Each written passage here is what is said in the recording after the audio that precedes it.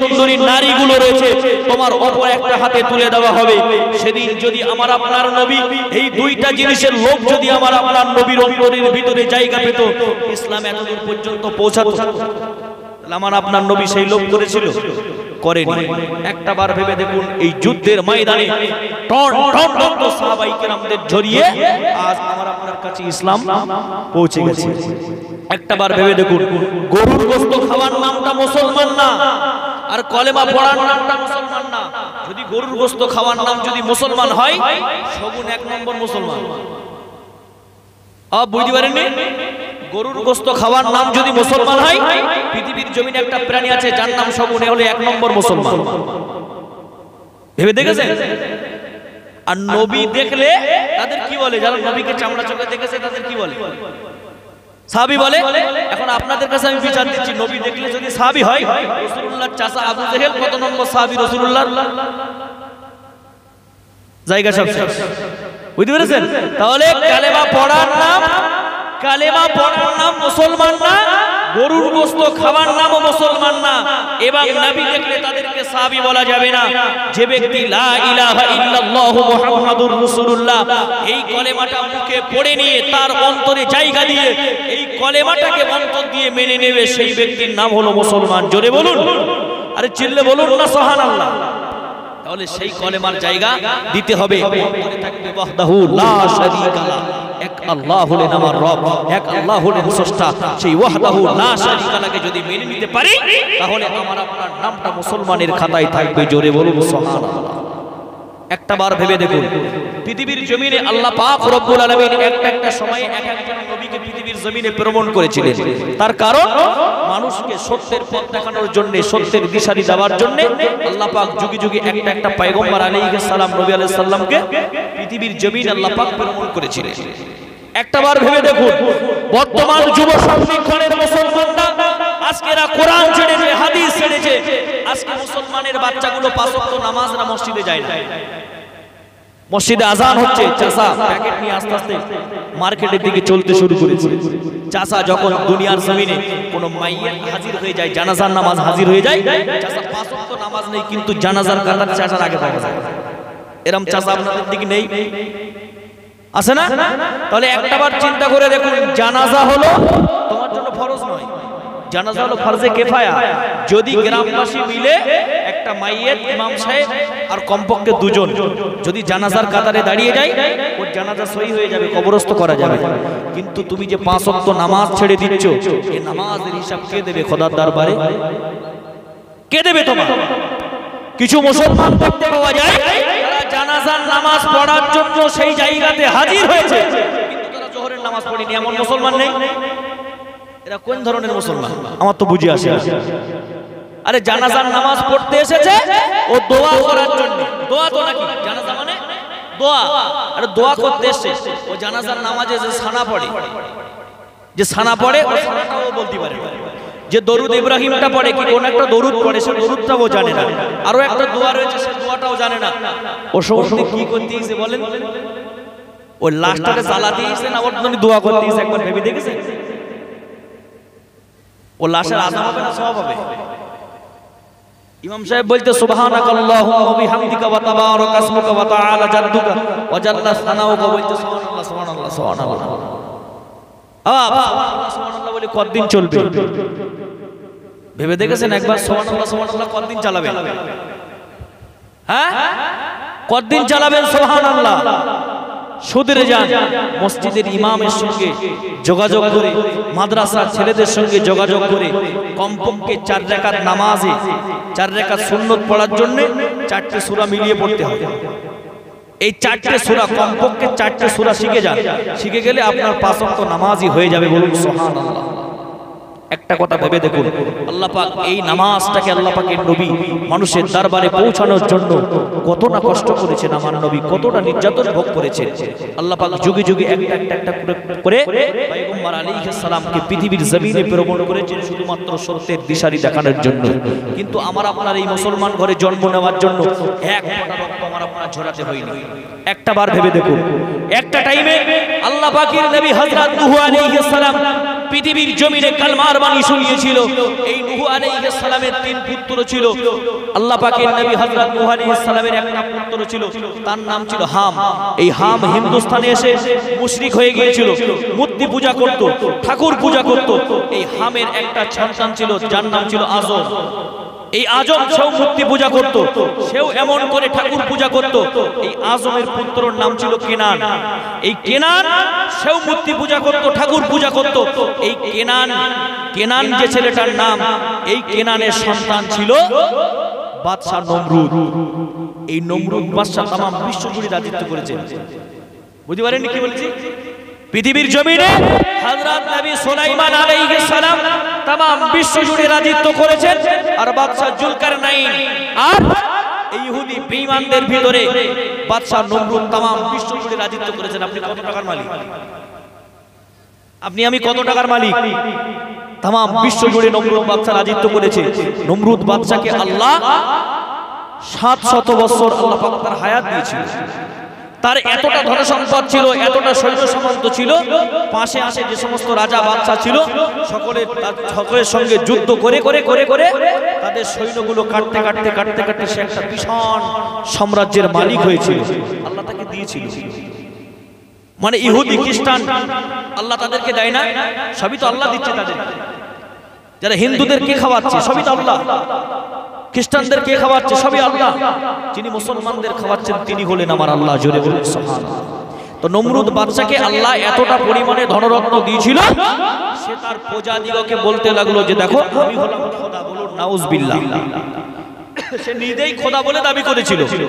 কেননা তাকে আল্লাহ এতটা ধন সম্পদ দিয়েছিল, তার টাকা সিন্ধুকের চাবিগুলো বয়ে নিয়ে যেতে 70টা করে উট লাগতো। কটা? 70টা উট। বুঝতে পারছেন তাহলে কম টাকার মালিক ছিল সে। তখন বলতে লাগলো দেখো আমি আর খোদাকে খোদা বলে মানতে পারবো না, আমি হলাম নিজেই খোদা, বলুন নাউজুবিল্লাহ। এই বাদশা নমরুদ একদিন রাজ দরবারের সিংহাসনে বসে রয়েছে। হঠাৎ করে রাজ দরবারে কিছু জ্যোতিষীবিদ যারা হাত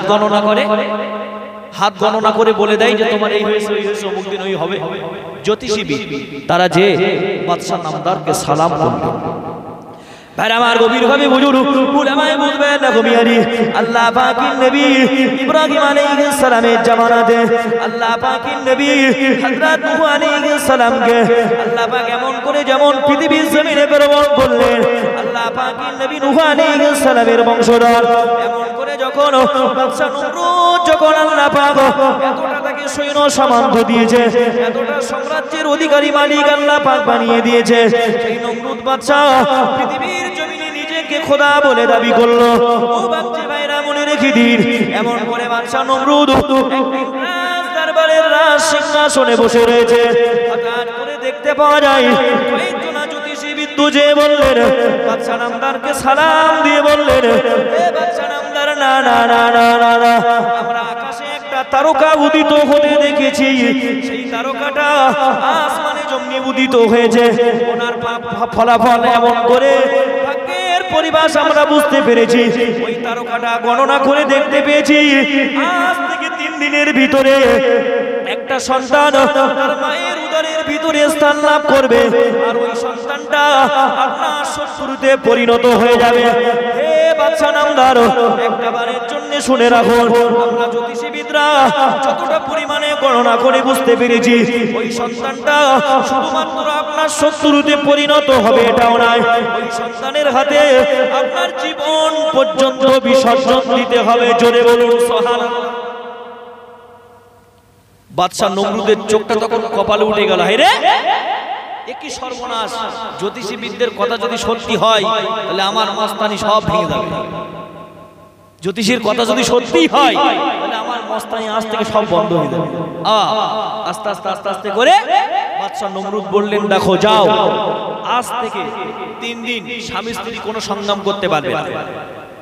নমরুদ বাদশা তার প্রজাদেরকে বলে দিলেন, মন্ত্রী উজির হামানকে বলে দিলেন, যাও প্রত্যেক বাড়িতে একটা করে একটা করে পাহারা লাগিয়ে দাও, প্রত্যেক বাড়ি পিছে একটা করে লোক।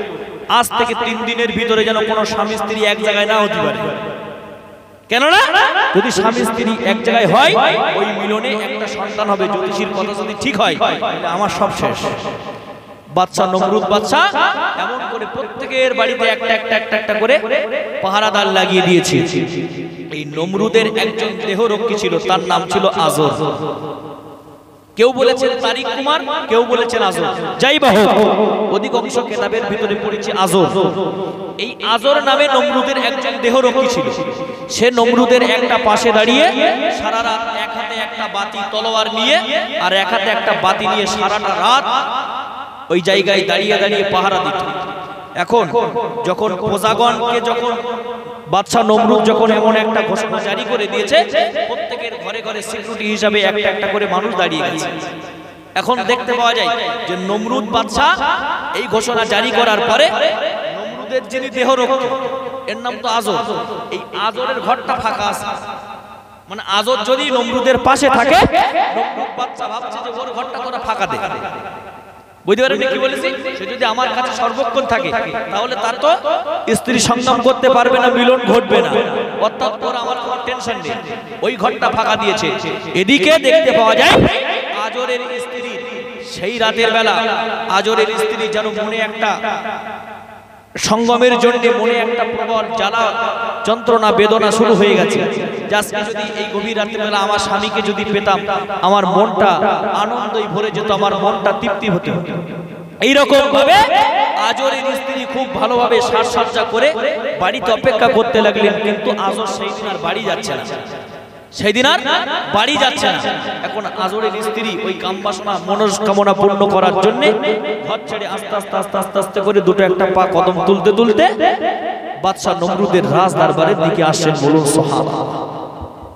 ভাইরা আমার গভীরভাবে বুঝুন, উলামায়ে বুঝবেন না ঘুমিয়ারি।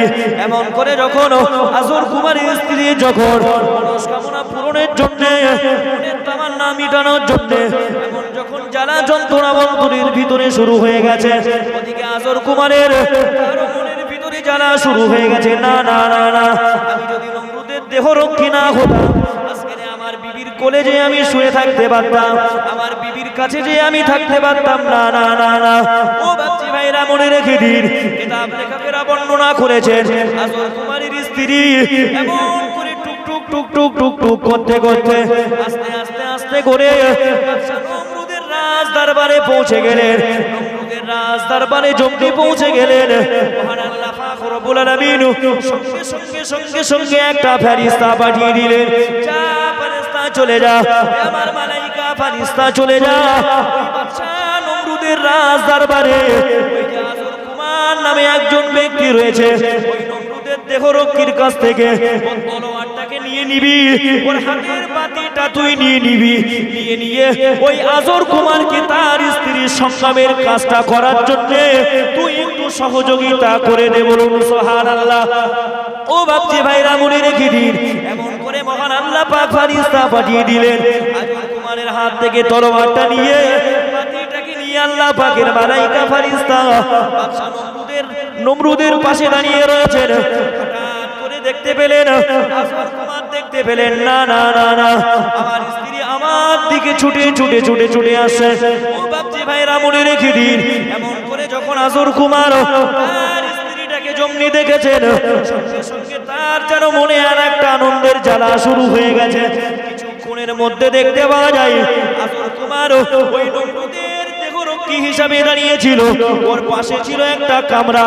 ওই কামরার ভিতরে যে তার মনের তামান্না, তার মনের আশাটা মিটিয়ে নিল। ওই স্বামী স্ত্রীর সংগ্রামের মিলনের কারণে মহান আল্লাহ পাক রব্বুল আলামিন যে সন্তানটাকে আল্লাহ ভূমিষ্ঠ করেছিলেন তিনি হলেন আল্লাহ পাকের নবী হযরত ইব্রাহিম আলাইহিস সালাম। জোরে বলুন, আরো একটু চিল্লে বলুন সুবহানাল্লাহ। বুঝতে পেরেছেন? রাখে আল্লাহ, মারে কে? আর মারে আল্লাহ, রাখে কে? আল্লাহ। কিভাবে নবী ইব্রাহিমকে জন্ম দিয়েছেন দেখছেন? আল্লাহ পাকের ফেরেশতা এসে দাঁড়িয়ে গেছে, আর দেখতে পাওয়া যায় বাদশা নমরুদ চেয়ারে বসে রয়েছে। নমরুদ মনে করছে আমার দেহটা কি আমার পাশে রয়েছে, সুরাত বেশি এসেছে তো চিনতে পারে। তার খাস কামরায় যে পাশের কামরায় যে স্বামী স্ত্রী যখন মিলন ঘটলো, ওই মিলনের কারণে আল্লাহ পাকের নবী হযরত ইব্রাহিম আলাইহিস সালামকে আল্লাহ পাক পৃথিবীর জমিনে প্রেরণ করেছিলেন। বলুন সুবহানাল্লাহ। এখন বাদশা নমরুদ মনে মনে চিন্তা করলেন যে পাহারাদার তো লাগিয়েছি, তাহলে মনে হয় আমার আর কোনো অসুবিধা নেই।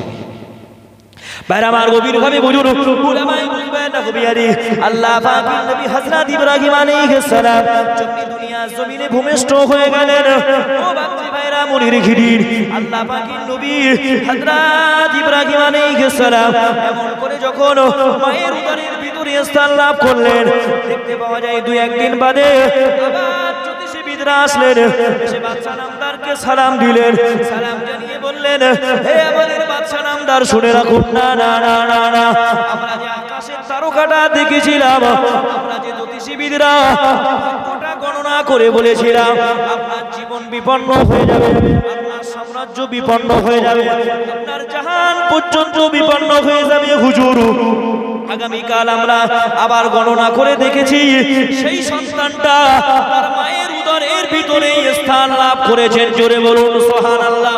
ও বাচ্চা ভাইরা মনে রেখে দিন, আল্লাহ পাকের নবী ইব্রাহিম আলাইহিস সালাম যখন মায়ের গর্ভের ভিতরে চলে এলেন, বাচ্চা নমরুদ বলে দিলেন, না না না না না না, এখান থেকে নিয়ে যে ভাগ্য জ্যোতিষীরা গণনা করে বলেছে আজ থেকে নিয়ে যে বাচ্চা দুনিয়ার জমিনে ভূমিষ্ঠ হয়ে যাবে 1 বছরের ভিতরে, আজ থেকে 1 বছরের ভিতরে যত বাচ্চা দুনিয়াতে ভূমিষ্ঠ হয়ে যাবে এই বাচ্চাগুলোকে জীবিত অবস্থাতেই কবরস্থ করে দিবে। আজ থেকে 1 বছর যে বাচ্চাগুলো পৃথিবী, তাদেরকে আর দুনিয়ার জমিনে বাঁচিয়ে রাখা যাবে না, তাদেরকে সব আস্তে আস্তে করে দুনিয়ার জমিন থেকে ডিলিট করে দিতে হবে। একটা বার ভেবে দেখুন যে বাদশা নমরুদ কিভাবে আল্লাহ পাকের নবী হযরত ইব্রাহিম আলাইহিস সালামকে যন্ত্রণা দিয়েছিলেন, নির্যাতন করেছিলেন, তারপরেও কি ইব্রাহিম আলাইহিস সালামকে মারতে পেরেছে? পারেনি। সমস্ত সেই জামানার যত মানুষ ছিল, কলিজার টুকরা সন্তানগুলো ভূমিষ্ঠ হয়েছিল, বহু সন্তান দুনিয়ার জমিন থেকে বিদায় নিয়েছে, কিন্তু যে সন্তানটা বাদশা নমরুদের শত্রুই পরিণত হয়ে যাবে সেই সন্তানটাকে বাদশা নমরুদ খুঁজে পায়নি। একটাবার ভেবে দেখুন যে মহান আল্লাহ যাকে পাঠাবে নবী করে, জমিন থেকে কোনো শক্তি নেই তাকে দুনিয়ার জমিন থেকে ডিলিট করে দেওয়ার। বলুন সুবহানাল্লাহ। এখন ইব্রাহিম আলাইহিস সালামের জননী মা প্রসব বেদনার 1 মাস আগে, প্রসব বেদনার 1 মাস আগে ইব্রাহিম নবীর মা একটা জঙ্গলে চলে গেলেন। জঙ্গলে যে পাহাড়ের গুহায় আল্লাহ পাকের নবী হযরত ইব্রাহিম আলাইহিস সালামের মা প্রসব বেদনার 1 মাস আগে যে পাহাড়ের গুহায় আত্মগোপন করলেন। কিছু সামগ্রী, খাদ্য, পানি এটা ওটা নিয়ে সেখানে পৌঁছে গেলেন পাহাড়ের গুহার ভিতরে। সেখানে থাকতে লাগলেন। 1টা মাস অতিবাহিত হয়ে গেল। ইব্রাহিম আলাইহিস সালাম দুনিয়ার জমিনে ভূমিষ্ঠ হয়েছেন। বলুন সুবহানাল্লাহ। ইব্রাহিম নবী যখন দুনিয়ার জমিনে যখন ভূমিষ্ঠ হয়েছে, জননী মা চিন্তা করলেন, আরে বাদশা নমরুদের লোক লস্কর যদি এই সংবাদটা জানতে পারে, আমাকে এবং আমার সন্তানকে পৃথিবীর জমিন থেকে সরিয়ে দেবে। খুব অত্যন্ত সংগোপনে সেই জায়গাতে বসবাস করতে লাগলেন। ভাইরা আমার গভীরভাবে বুঝুন, উলামায়ে বুঝবেন না গভীরে, আল্লাহ পাকের নবী হযরত ইব্রাহিম আলাইহিস সালামের জননী আম্মা জান প্রসব বেদনার 1 মাস আগে পাহাড়ের গুহার ভিতরে আশ্রয় নিয়েছেন। সেই 1 মাস পরে দেখতে পাওয়া যায় আল্লাহ পাকের নবী হযরত ইব্রাহিম আলাইহিস সালাম পৃথিবীর জমিনে ভূমিষ্ঠ হয়েছেন। বলুন সুবহানাল্লাহ। ও বাচ্চা ভাইরা মনে রেখে দিন, ওই পাহাড়ের গুহায় যখন আল্লাহ পাকের নবী হযরত ইব্রাহিম আলাইহিস সালাম ভূমিষ্ঠ হয়েছেন, ইব্রাহিম আলাইহিস সালামের জননী ভূমিষ্ঠ হয়ে যাওয়ার পরে দেখতে পাওয়া যায় আস্তে আস্তে আস্তে আস্তে করে বাড়ির পানে চলে আসলেন। আল্লাহ পাকের নবী হযরত ইব্রাহিম আলাইহিস সালামকে ওই পাহাড়ের গুহার ভিতরে রেখে চলে এলেন। মহান আল্লাহ পাক রব্বুল আলামিন, আল্লাহ পাক কিছু ফেরেশতা দিয়ে পাঠিয়ে দিলেন, যা যা যা ফেরেশতারা চলে যাও, হে আমার মালায়েকা ফেরেশতারা চলে যাও, আমি আল্লাহ পাক রব্বুল আলামিন তাকে পৃথিবীর জমিনে নবী করে পাঠিয়ে দেব। ওই নবীটাকে দেখভাল করার জন্য ওই পাহাড়ের গুহায় ভাই তোরা চলে যা, বলুন সুবহানাল্লাহ। ও বাপজি ভাইরা মনে রেখে দিন, আল্লাহ পাকের নবী হযরত ইব্রাহিম আলাইহিস সালামের একটা আঙ্গুল দিয়ে মধু আর একটা আঙ্গুল দিয়ে দুধ নির্গত হতে শুরু হয়েছে, বলুন সুবহানাল্লাহ। একটা আঙ্গুল দিয়ে চষে মধু বাড়ায় আর একটা আঙ্গুল চষে তা দিয়ে দুধ বাড়ায়, বলুন সুবহানাল্লাহ। এইভাবে আল্লাহ পাকের নবী ইব্রাহিম আলাইহিস সালাম আস্তে আস্তে আস্তে আস্তে করে বড় হতে লাগলেন। একটানা 7 বছর, কেউ বলেছেন 10 বছর ওই পাহাড়ের গুহায় আল্লাহ পাকের নবী হযরত ইব্রাহিম আলাইহিস সালামকে ওই গুহার ভিতরে থাকতে হয়েছে। একটানা যখন 7 বছর পরে মাঝে মাঝে জননী মা যে হযরত নবী ইব্রাহিম আলাইহিস সালামকে গোপনে গোপনে অত্যন্ত সংগোপনে যে আস্তে আস্তে আস্তে আস্তে করে পাহাড়ের গুহার ভিতরে যে দেখে আবার আস্তে আস্তে চলে আসতে, কেননা না জানি এই গোপন রহস্যটা যদি বাদশা নমরুদের কোনো প্রজার কানে সংবাদটা পৌঁছে যায় তাহলে কি হবে? বিপদ। আস্তে আস্তে আস্তে আস্তে করে যেতেন, আবার গোপনে গোপনে চলে আসতেন। 7 বছর পরে যখন ইব্রাহিম নবীকে যখন বাড়িতে নিয়ে এসেছে, একদিন বালক নবী হযরত ইব্রাহিম আলাইহিস সালাম তার জননী মাকে লক্ষ্য করে বললেন, মা তোমার প্রভু কে? ইব্রাহিম আলাইহিস সালামের জননী মা বললেন, আমার প্রভু হচ্ছে তোমার পিতা। আমার প্রভু তোমাকে পিতা, তোমার পিতা, কেননা সে আমাকে খেতে পড়তে মাখতে দেয়, তাই আমি তোমার পিতাকে আমার প্রভু হিসেবে মেনে নিই। ও আল্লাহ পাকের বান্দা বান্দিরা মনে রেখে দিন, না না না না, আল্লাহ পাকের নবী বালক নবী হযরত ইব্রাহিম আলাইহিস সালাম তার জননী মাকে লক্ষ্য করে বললেন, জননী রে, না না না না না, আজকে তোমার কাছে আমার একটা প্রশ্ন রয়েছে। ও আমার আম্মা জান, একটা বারের জন্য বলো যে তোমার প্রভুটাকে। ওই সময় বালক নবী হযরত ইব্রাহিম আলাইহিস সালামের প্রশ্নের জবাবে তার গর্ভধারিণী মা জনম দুঃখিনী মা সেদিন বলেছিল, টুকরা সন্তান ইব্রাহিম, একটা বারের জন্য শুনে রাখো, জেনে রাখো, না না না না, তোমার পিতা আমাকে খেতে দেয়, তোমার পিতা আমার পরার জন্য জামা কাপড় গুলো কিনে দেয়, না না না না, তোমার পিতা হলো আমার প্রভু। নবী আবার জিজ্ঞাসা করলেন, হে আমার জননী মা, একটা বারের জন্য বলো আমার পিতার প্রভুটা হলো কে? বালক নবী জমনি আবার প্রশ্ন করেছেন। আল্লাহ পাকের নবী হযরত ইব্রাহিম আলাইহিস সালামের জননী মা আবার লক্ষ্য করে বললেন, নবী বললেন, হে আমার মা, তুমি একবার বলো আমার পিতার প্রভুটাকে, একটা বার বলো। ওই সময় বললেন, তোমার পিতার প্রভু হচ্ছেন বাদশা নমরুদ। ওই সময় বালক নবী আবার জিজ্ঞাসা করলেন, হে আমার জননী মা, তুমি একটা বারের জন্য বলো ওই বাদশা নমরুদের প্রভুটাকে দেখতে পাওয়া যায়। বালক নবী যে বারবার বারবার প্রশ্ন করছেন, বালক নবীর কোনো জবাব দিতে পারলো না। হঠাৎ করে দেখতে পাওয়া যায় রাত নেমে এসেছে, গভীর রাতের বেলা আকাশের ভিতরে একটা তারকা উদিত হয়েছে। আল্লাহ পাকের নবী হযরত ইব্রাহিম আলাইহিস সালাম মনে মনে ভাবতে লাগলেন, না না না না না, এটাই মনে হচ্ছে আমার প্রভু হয়ে যাবে। এটা একটা উজ্জ্বল তারকা আকাশের ভিতরে উদিত হয়েছে। বালক নবী ভাবলেন, এটাই হয়তো আমার প্রভু।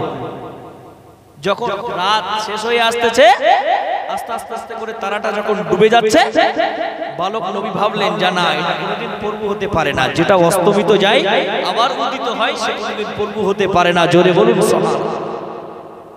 ভাইরা আমার গভীর ভাবে বুঝুন, উলামায়ে বুঝবেন না গভীরে। আল্লাহ পাকের নবী হযরত ইব্রাহিম আলাইহিস সালাম তিনি প্রভুটাকে খোঁজার জন্য চেষ্টা করতে লাগলেন। সকাল জমনি হয়ে গেল, যেমন করে পূর্ব আকাশে চন্দ্র সূর্য উদিত হয়েছে। ও বাচ্চা ভাইরা মনে রেখে দিন, আল্লাহ পাকের নবী হযরত ইব্রাহিম আলাইহিস সালাম পূর্ব আকাশের সূর্যটাকে লক্ষ্য করে বললেন, না না না না, আমি গত রাতে যে তারকাটাকে দেখেছিলাম ওই তারকার চাইতে সূর্যের মনে হয় ক্ষমতা বেশি, সূর্যের তেজ অনেক বেশি, তামাম বিশ্বটাকে সলক করে দিয়েছে। এটাই মনে হচ্ছে আমার প্রভু হবে। ও বাচ্চা ভাইরা মনে রেখে দিন, যখন সন্ধ্যা ঘনিয়ে আসতেছে, পশ্চিম আকাশে যখন সূর্যটা যখন অস্তমিত চলে যাচ্ছে, বালক নবী হযরত ইব্রাহিম আলাইহিস সালাম আবার তিনি মনে মনে ভাবলেন, না না না না, যে আবার উদিত হয় আবার অস্তমিত চলে যায়, সে কোনোদিন আমার প্রভু হতে পারে না। বলুন সুবহানাল্লাহ। ও বাচ্চা ভাইরা মনে রেখে দিন, আল্লাহ পাকের নবী ইব্রাহিম আলাইহিস সালাম যখন আবার রাত নেমে এলেন, আকাশে দেখতে পেলেন একটা চাঁদ উদিত হয়েছে। বালক নবী ভাবলেন না না না না, এই চাঁদের জ্যোৎস্নায় মানুষগুলো ঘুরে ঘুরে বেড়ায়, এখানকার মানুষ ওখানে চলে যায়, যেমন করে রাস্তার পথগুলো যেমন দেখতে পাওয়া যায়। বালক নবী ইব্রাহিম আলাইহিস সালাম মনে মনে মনস্থ করে নিলেন, না না না না না, এটাই মনে হচ্ছে আমার পূর্ব হবে। ও বাপজি ভাইরা মনে রেখে দিন, চমকে সুবে সাদে কেটে গেল, আস্তে করে আসমানের চাঁদটা ডুবে গেল।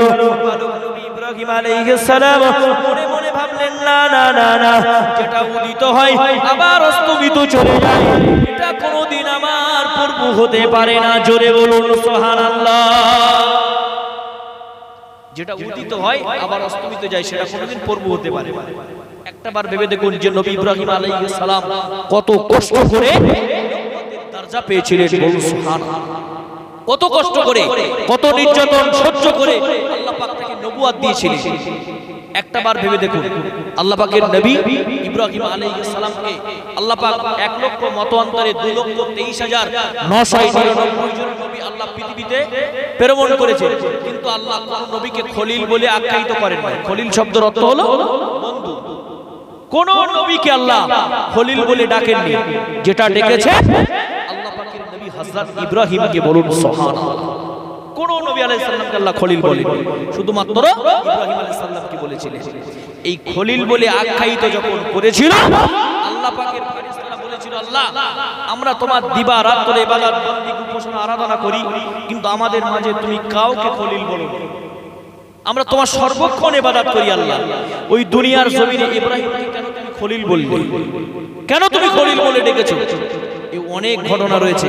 ইব্রাহিম আলাইহিস সালাম আল্লাহ পাক দুইজন ফেরেশতাকে পাঠিয়ে দিলেন, যাও, আমি আল্লাহ বললে হবে না, আমার নবীকে কেন খলিল বলে ডেকেছি দুনিয়ার ইব্রাহিমকে, আমার নবীর দরবারে তোমরা চলে যাও, যে বুঝতে পারবে যে আমি আল্লাহ কেন তাকে খলিল বলেছি। বলুন সুবহানাল্লাহ। দুইজন ফেরেশতা আসলেন, এসে ভাবলেন যে দুনিয়ার জমিনে ইব্রাহিমকে খলিল বলে আল্লাহ ডেকেছেন, কিভাবে এটা বুঝবো, কিভাবে এটা আমরা বুঝবো। এই দুজন ফেরেশতা দুনিয়ার জমিনে এসে চিন্তা ভাবনা করতে লাগলেন। ও আল্লাহ পাকের বান্দা বান্দীরা মনে রেখে দিন, না না না না, দুইজন আগন্তুক ফেরেশতা আল্লাহ পাকের নবী হযরত ইব্রাহিম আলাইহিস সালামের ঘরের সামনে চলে আসলেন। সে আল্লাহ নবী ইব্রাহিম আলাইহিস সালামকে মহান আল্লাহ পাক রব্বুল আলামিন খলিল বলে তো আখ্যায়িত করেছেন। এটাকে কিভাবে আমরা বুঝতে পারবো, এটাকে আমরা কিভাবে জানতে পারবো, এটাকে নিয়ে গবেষণা করতে লাগলেন। ও বাচ্চা ভাইরা মনে রেখে দিন, হঠাৎ করে দেখতে পাওয়া যায় আল্লাহ পাকের দুইজন ফেরেশতা আল্লাহ পাকের নবী হযরত ইব্রাহিম আলাইহিস সালামের ঘরের সামনে এসে দুইজন ফেরেশতা মারামারি করে কুস্তি শুরু করে দিয়েছে। ও বাচ্চা ভাইরা মনে রেখে দিন, একজন ফেরেশতার চোখে বুকের উপরে চেপে বসেছেন। হঠাৎ করে ফেরেশতার একটা জবান দিয়ে বেরিয়ে গেল, আল্লাহু আকবার। জোরে বলুন সুবহানাল্লাহ। আল্লাহ পাকের নবী হযরত ইব্রাহিম আলাইহিস সালাম আই আল্লাহু আকবার ধ্বনিটা ঘরের ভিতর থেকে যেমনি শুনতে পেয়েছেন কানে, আল্লাহ নবী ইব্রাহিম ঘরের ভিতরে আর তিনি থাকতে পারলেন না। সঙ্গে সঙ্গে নবী ইব্রাহিম আলাইহিস সালাম আল্লাহ পাকের নবী বেরিয়ে বললেন, ঘরের বাইরে এসে বললেন, কে গো, কে তোমরা? তোমাদেরকে আমি চিনতে পারলাম না। এই আল্লাহু আকবার এই ধ্বনিটা কে শুনিয়েছে একটাবার বলো। ওই সময়তে দেখতে পাওয়া যায় দুইজন ফেরেশতা মণ্ডলী বলেছিল, হে ইব্রাহিম, না না না না, আমরা যে আল্লাহু আকবার শব্দটা ব্যবহার করেছি, এটা কি আমরা খারাপ করেছি নাকি? ওই সময় নবী ইব্রাহিম আলাইহিস সালাম বললেন, না না না না, এই শব্দটা ব্যবহার করে তোমরা খারাপ করোনি, তবে আমি তোমাদের মুখ দিয়ে আবার সেই আল্লাহু আকবারটা শুনতে চাই। জোরে বলুন, আরো একটু চিল্লে বলুন সুবহানাল্লাহ। আমি ওটা আবার একটু শুনতে চাই। তোমরা যে আল্লাহু আকবার ধ্বনিটা শুনিয়েছো, আমরা সেই আল্লাহু আকবার আমি ইব্রাহিম আবার একবার শুনতে চাই। ইব্রাহিম আলাইহিস সালাম যখন এমন একটা বায়না ধরলেন, দুইজন ফেরেশতা বললেন, ঠিক আছে, আরেকবার বলবো, তবে আমাদের কিছু দিতে হবে, মাল দিতে হবে। ফিরি ফিরি আল্লাহু আকবার শোনাবো, মাল দিলে আমরা শোনাবো। ইব্রাহিম সাল্লাম বললেন, দেখো আমার তো সম্পদ রয়েছে, এই সম্পদের হাফ তোমাদেরকে দিয়ে দিলাম। জোরে বলুন, মহব্বত করে হবে না সুবহানাল্লাহ।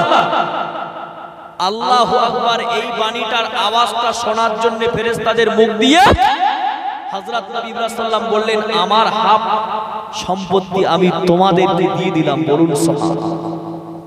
ও আল্লাহ পাকের বান্দা বান্দীরা মনে রেখে দিন, না না না না, আল্লাহ পাকের নবী হযরত ইব্রাহিম আলাইহিস সালাম আবার ফেরেশতাদিগকে বললেন না না না না, আরো একটা বারের জন্য ওই আল্লাহু আকবার ধ্বনির আওয়াজটা তোমরা শুনিয়ে দাও। ও বাচ্চা ভাইরা মনে রেখে দিন, আল্লাহ পাকের নবী আর যখন এমন করে বাইরা ধরলেন, ওই আগন্তুক আল্লাহর ফেরেশতারা বলতে লাগলেন, হে ইব্রাহিম না না না না, ফিরি ফিরি আমরা তোমাকে আল্লাহু আকবার শোনাতে পারবো না, যদি তুমি আমাদেরকে আবার কিছু উপঢৌকন দাও তাহলে আমরা আল্লাহু আকবার শব্দটা শুনিয়ে দেব। ও বাচ্চা ভাইরা মনে রেখে দিন, আল্লাহ পাকের নবী হযরত ইব্রাহিম আলাইহিস সালাম বললেন দেখো আমার আরো কিছু সম্পদ রয়েছে, সেগুলো তোমাদেরকে আমি দান করে দিলাম, বলুন সুবহানাল্লাহ, সেগুলো তোমাদেরকে উপঢৌকন করে দিলাম। ও বাচ্চা ভাইরা মনে রেখে দিন, আল্লাহ পাকের নবী হযরত ইব্রাহিম আলাইহিস সালাম আবার তিনি ফেরেশতাদের মুখ দিয়ে আল্লাহু আকবার শব্দটাকে শোনার জন্য আবার তিনি জমনি বাইনা ধরেছেন। ও বাচ্চা ভাইরা মনে রেখে দিন, আবার ফেরেশতারা বললেন না না না না না, ইব্রাহিম যদি আরো একটা বার যদি তুমি শুনতে চাও আরো কিছু আমাদেরকে মাল দেওয়া লাগবে। ও বাচ্চা ভাইরা মনে রেখে দিন, আল্লাহ পাকের নবী হযরত ইব্রাহিম আলাইহিস সালাম বললেন আমার যে মেজদুম্বা ছাগলের পালগুলো রয়েছে এগুলো তোমাদেরকে দান করে দিলাম, বলুন সুবহানাল্লাহ।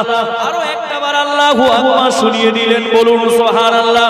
ও বাচ্চা ভাইরা মনে রেখে দিন, ওই সময় আল্লাহ পাকের ফেরেশতারা হযরত নবী ইব্রাহিম আলাইহিস সালামকে লক্ষ্য করে বললেন না না না ইব্রাহিম, আমরা দুনিয়ার জমিনের কোনো মানুষ না, আমরা হলাম আল্লাহ পাকের ফেরেশতা, বলুন সুবহানাল্লাহ। হে ইব্রাহিম শুনে রাখো, সুবহানাল্লাহ, পাক রব্বুল আলামিন তোমাকে আল্লাহ খলিল বলে ডেকেছেন, তোমাকে আল্লাহ বন্ধু বলে ডেকেছেন। আমরা ফেরেশতা মণ্ডলীরা সর্বক্ষণ আল্লাহ পাকের ইবাদত বন্দেগী উপাসনা আরাধনা করি, আল্লাহ পাক আমাদের ভিতরে কাউকে আল্লাহ খলিল বলে ডাকেননি, মহান আল্লাহ কাউকে খলিল বলে আখ্যায়িত করেন ইব্রাহিম। তাই আমরা পরীক্ষা করার জন্য দুনিয়ার জমিনে তোমার ঘরের সামনে কুস্তি শুরু করেছিলাম, সেই পরীক্ষাটাই তুমি উত্তীর্ণ হয়েছো, জোরে বলুন, আরো একটু চিল্লে বলুন সুবহানাল্লাহ। আল্লাহর কাছে ফেরেশতা মণ্ডলীটা ফিরে গেলেন, ফিরে যে আল্লাহকে লক্ষ্য করে বললেন আল্লাহ আমরা যে আশা নিয়ে যে উদ্দেশ্য নিয়ে তোমার খলিলের দরবারে চলে গিয়েছিলাম, আল্লাহ আমাদের মনস্কামনা মনোবাঞ্ছনা সবকিছু পূর্ণ হয়ে গেছে, বলুন সুবহানাল্লাহ। আরো একটু চিল্লে বলুন না সুবহানাল্লাহ। একবার যদি দাও দেখা ও মদিনা ওয়ালা, একবার যদি দাও দেখা ও মদিনা ওয়ালা, তবে হাসি মুখে পাঠিয়ে দিব হাজার সালামের নজরানা, বলো বলো ইয়া রাসূলুল্লাহ ইয়া হাবিবাল্লাহ। একবার যদি দাও দেখা ও গো কামলিওয়ালা, তবে হাসি মুখে পাঠিয়ে দিব হাজার সালামের নজরানা, বলো বলো ইয়া রাসূলুল্লাহ ইয়া হাবিবাল্লাহ। লাল ফুলকে পছন্দ করিলাম, ফুল দিয়ে স্টেজটাকে সাজানো হয়েছে। এই লাল রঙের ফুল পৃথিবীর জমিনে মানুষ দেখতে ভালোবাসে না বাসে না? লাল তার রংটাকে কোথা থেকে পেয়েছে একবার জানতে চায় না? লাল ফুলকে পছন্দ করিলাম, বলো তুমি রংটি কোথায় পেলে? ওহদ ময়দানে নবীর রক্ত লাল ছিল, বলে জোরে বলুন। হলুদ ফুলকে পছন্দ করিলাম, বলো তুমি রংটি কোথায় পেলে? নূর নবীজির নূরানি চেহারা হলুদ ছিল, বলে জোরে বলুন। সবুজ ফুলকে পছন্দ করিলাম, বলো তুমি রংটি কোথায় পেলে? নূর নবী নবীজির পাগড়ি মোবারক সবুজ ছিল বলে জোরে বলুন সুবহানাল্লাহ। সাদা ফুলকে পছন্দ করিলাম, বলো তুমি রংটি কোথায় পেলে? নূর নবীজির নূরানি দাঁত সাদা ছিল বলে জোরে বলুন। তাই তো লাল ফুল, হলুদ ফুল, সবুজ ফুল বাগান থেকে তুলে টাঙিয়েছে মালা।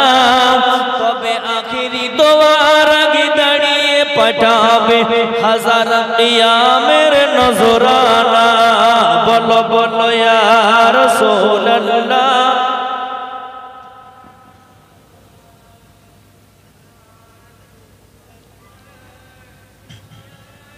একটু মোহাম্মতের সঙ্গে পড়েন ইয়া রাসূলুল্লাহ ইয়া হাবিবাল্লাহ।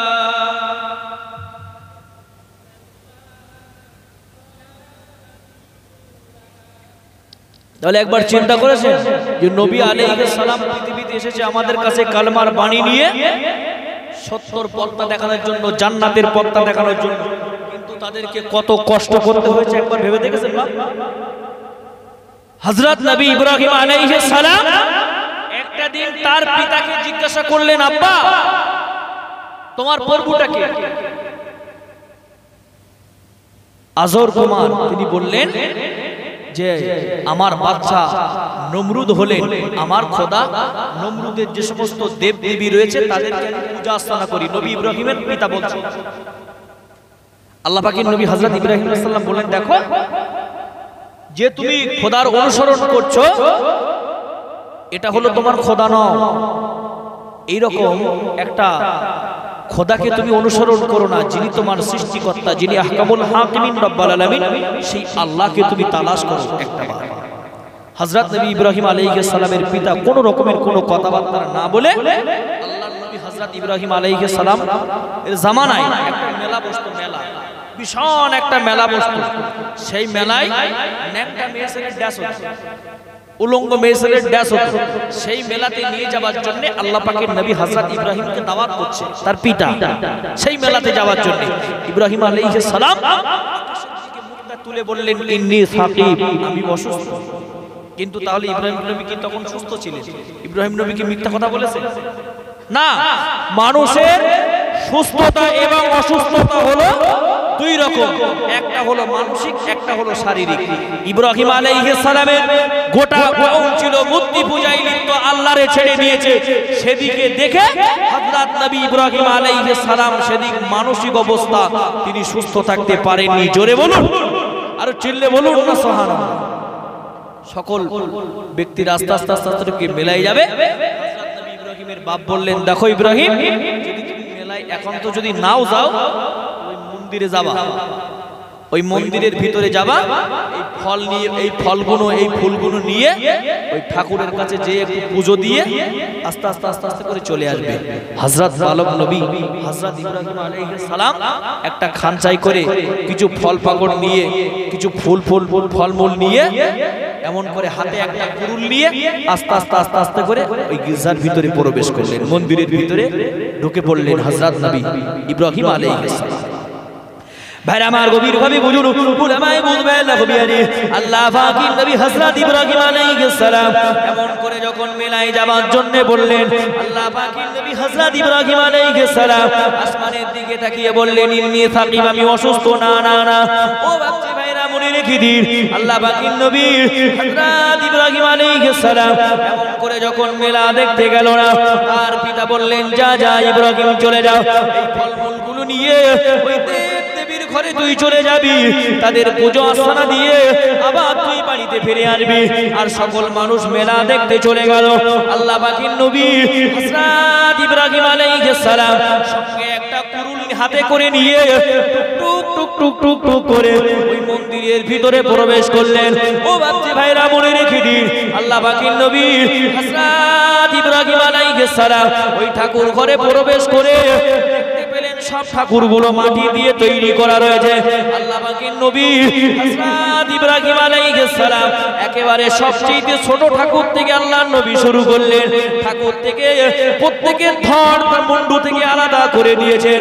ও বাপজি ভাইরা মনে রেখে দিন, আল্লাহ পাকের নবী হযরত ইব্রাহিম আলাইহিস সালাম ঠাকুরগুলোকে যখন লন্ডভন্ড করে দিয়েছে, ওর ভিতরে সবচেয়ে একটা বড় ঠাকুর ছিল। সেই ঠাকুরটার ঘাড়ের উপরে কুরুলটাকে ঝুলিয়ে রেখে আল্লাহর নবী গুটি গুটি পায়ে বাড়ি ফিরলেন। হযরত নবী ইব্রাহিম আলাইহিস সালাম ওখানে রেখে গুটি গুটি পায়ে আস্তে আস্তে বাড়ির পানে চললেন। মেলা থেকে এসে সবাই মন্দিরে যাবে পুজো দেওয়ার জন্য, ঠাকুর ঘরে যাবে পুজো দেওয়ার জন্য। এখন যেই দেখছে যে কোন ঠাকুরের হাত ভাঙা, কোন ঠাকুরের মাজার থেকে নেই, কোন ঠাকুরের মাথা নেই, সবার চোখ তখন কপালে উঠে গেছে এই কাজ ইব্রাহিমের ছাড়া। ইব্রাহিমের বাপ আজর এ হলো নমরুদের দেহরক্ষী। এই কাজ ওর সন্তানের ছাড়া কারণ না। বাদশা নমরুদের কাছে এই নালিশ করলেন। লোকালয়ের মানুষরা যে বললেন, দেখো এই কাজ ইব্রাহিমের ছাড়ার কারণ না, ইব্রাহিমকে ডাকো, আজরের সন্তানকে ডাকো। আজরের সন্তানকে আল্লাহ পাকের নবী হযরত ইব্রাহিম আলাইহিস সালামকে বাদশা নমরুদ তার রাজদরবারে ডাকলেন। ও আল্লাহ পাকের বান্দা বান্দিরা মনে রেখে দিন, না না না না, আল্লাহ পাকের নবী হযরত ইব্রাহিম আলাইহিস সালামকে এমন করে বাদশার রাজদরবারে হাজির করা হলো। বাদশা ডেকে বললেন, হে ইব্রাহিম, না না না না না, এই কাজটাকে তোর দ্বারাই হয়েছে। এই কাজটা তুই ছাড়া আর কেউ করতে পারে না। সকল মানুষ মেলায় গিয়েছিল। না না না না, তুই তো মেলা দেখতে যাসনি। কাজ তোর ছাড়া আর কারোর হতে পারে না। আল্লাহ পাকের নবী হযরত ইব্রাহিম আলাইহিস সালাম বাদশা নমরুদের রাজ দরবারে দাঁড়িয়ে বলেছিলেন, হে বাদশা নমরুদ, হে বাদশা নমরুদ, শুনে রাখো, না না না না, আজকে যে ঠাকুরটাকে তোমরা পূজা করতেছো, যে মানুষটাকে তোমরা পূজা করতেছো, যে দেবতাটাকে তোমরা ভৎসনা এমন করে ফলমূল দিয়ে তাদেরকে পূজা করতেছো, না না না না, ওর ভিতরে একটা বড় ঠাকুর রয়েছে। চোখে দেখেছি একটা বড় ঠাকুর, তার গায়ে হাত নেই, হাত ভাঙা নেই, তার মুন্ডু ভাঙা নেই, তার কোথাও কোনো ক্ষত বিক্ষত চেহারা পাওয়া যায় না। ওই ঠাকুরটার গলায় একটা কুরুল ঝুলনে রয়েছে।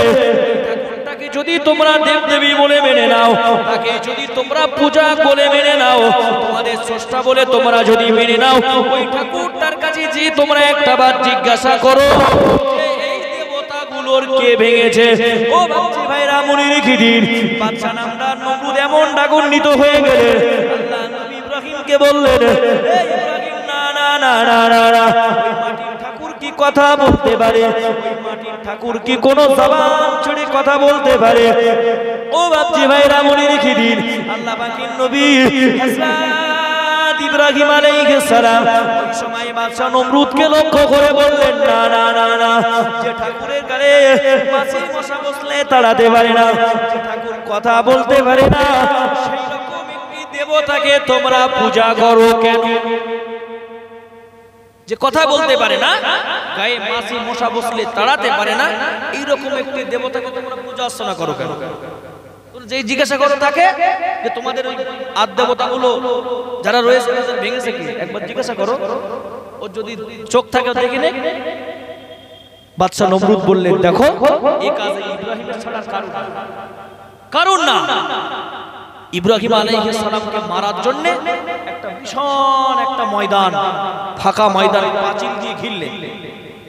পাঁচিল দিয়ে ঘিরলেন, সেই পাঁচিলটা বহু উঁচু করে রেখেছে, বহু উঁচু পাঁচিল। সেই পাঁচিলটাকে বহু উঁচু করে দিয়েছে।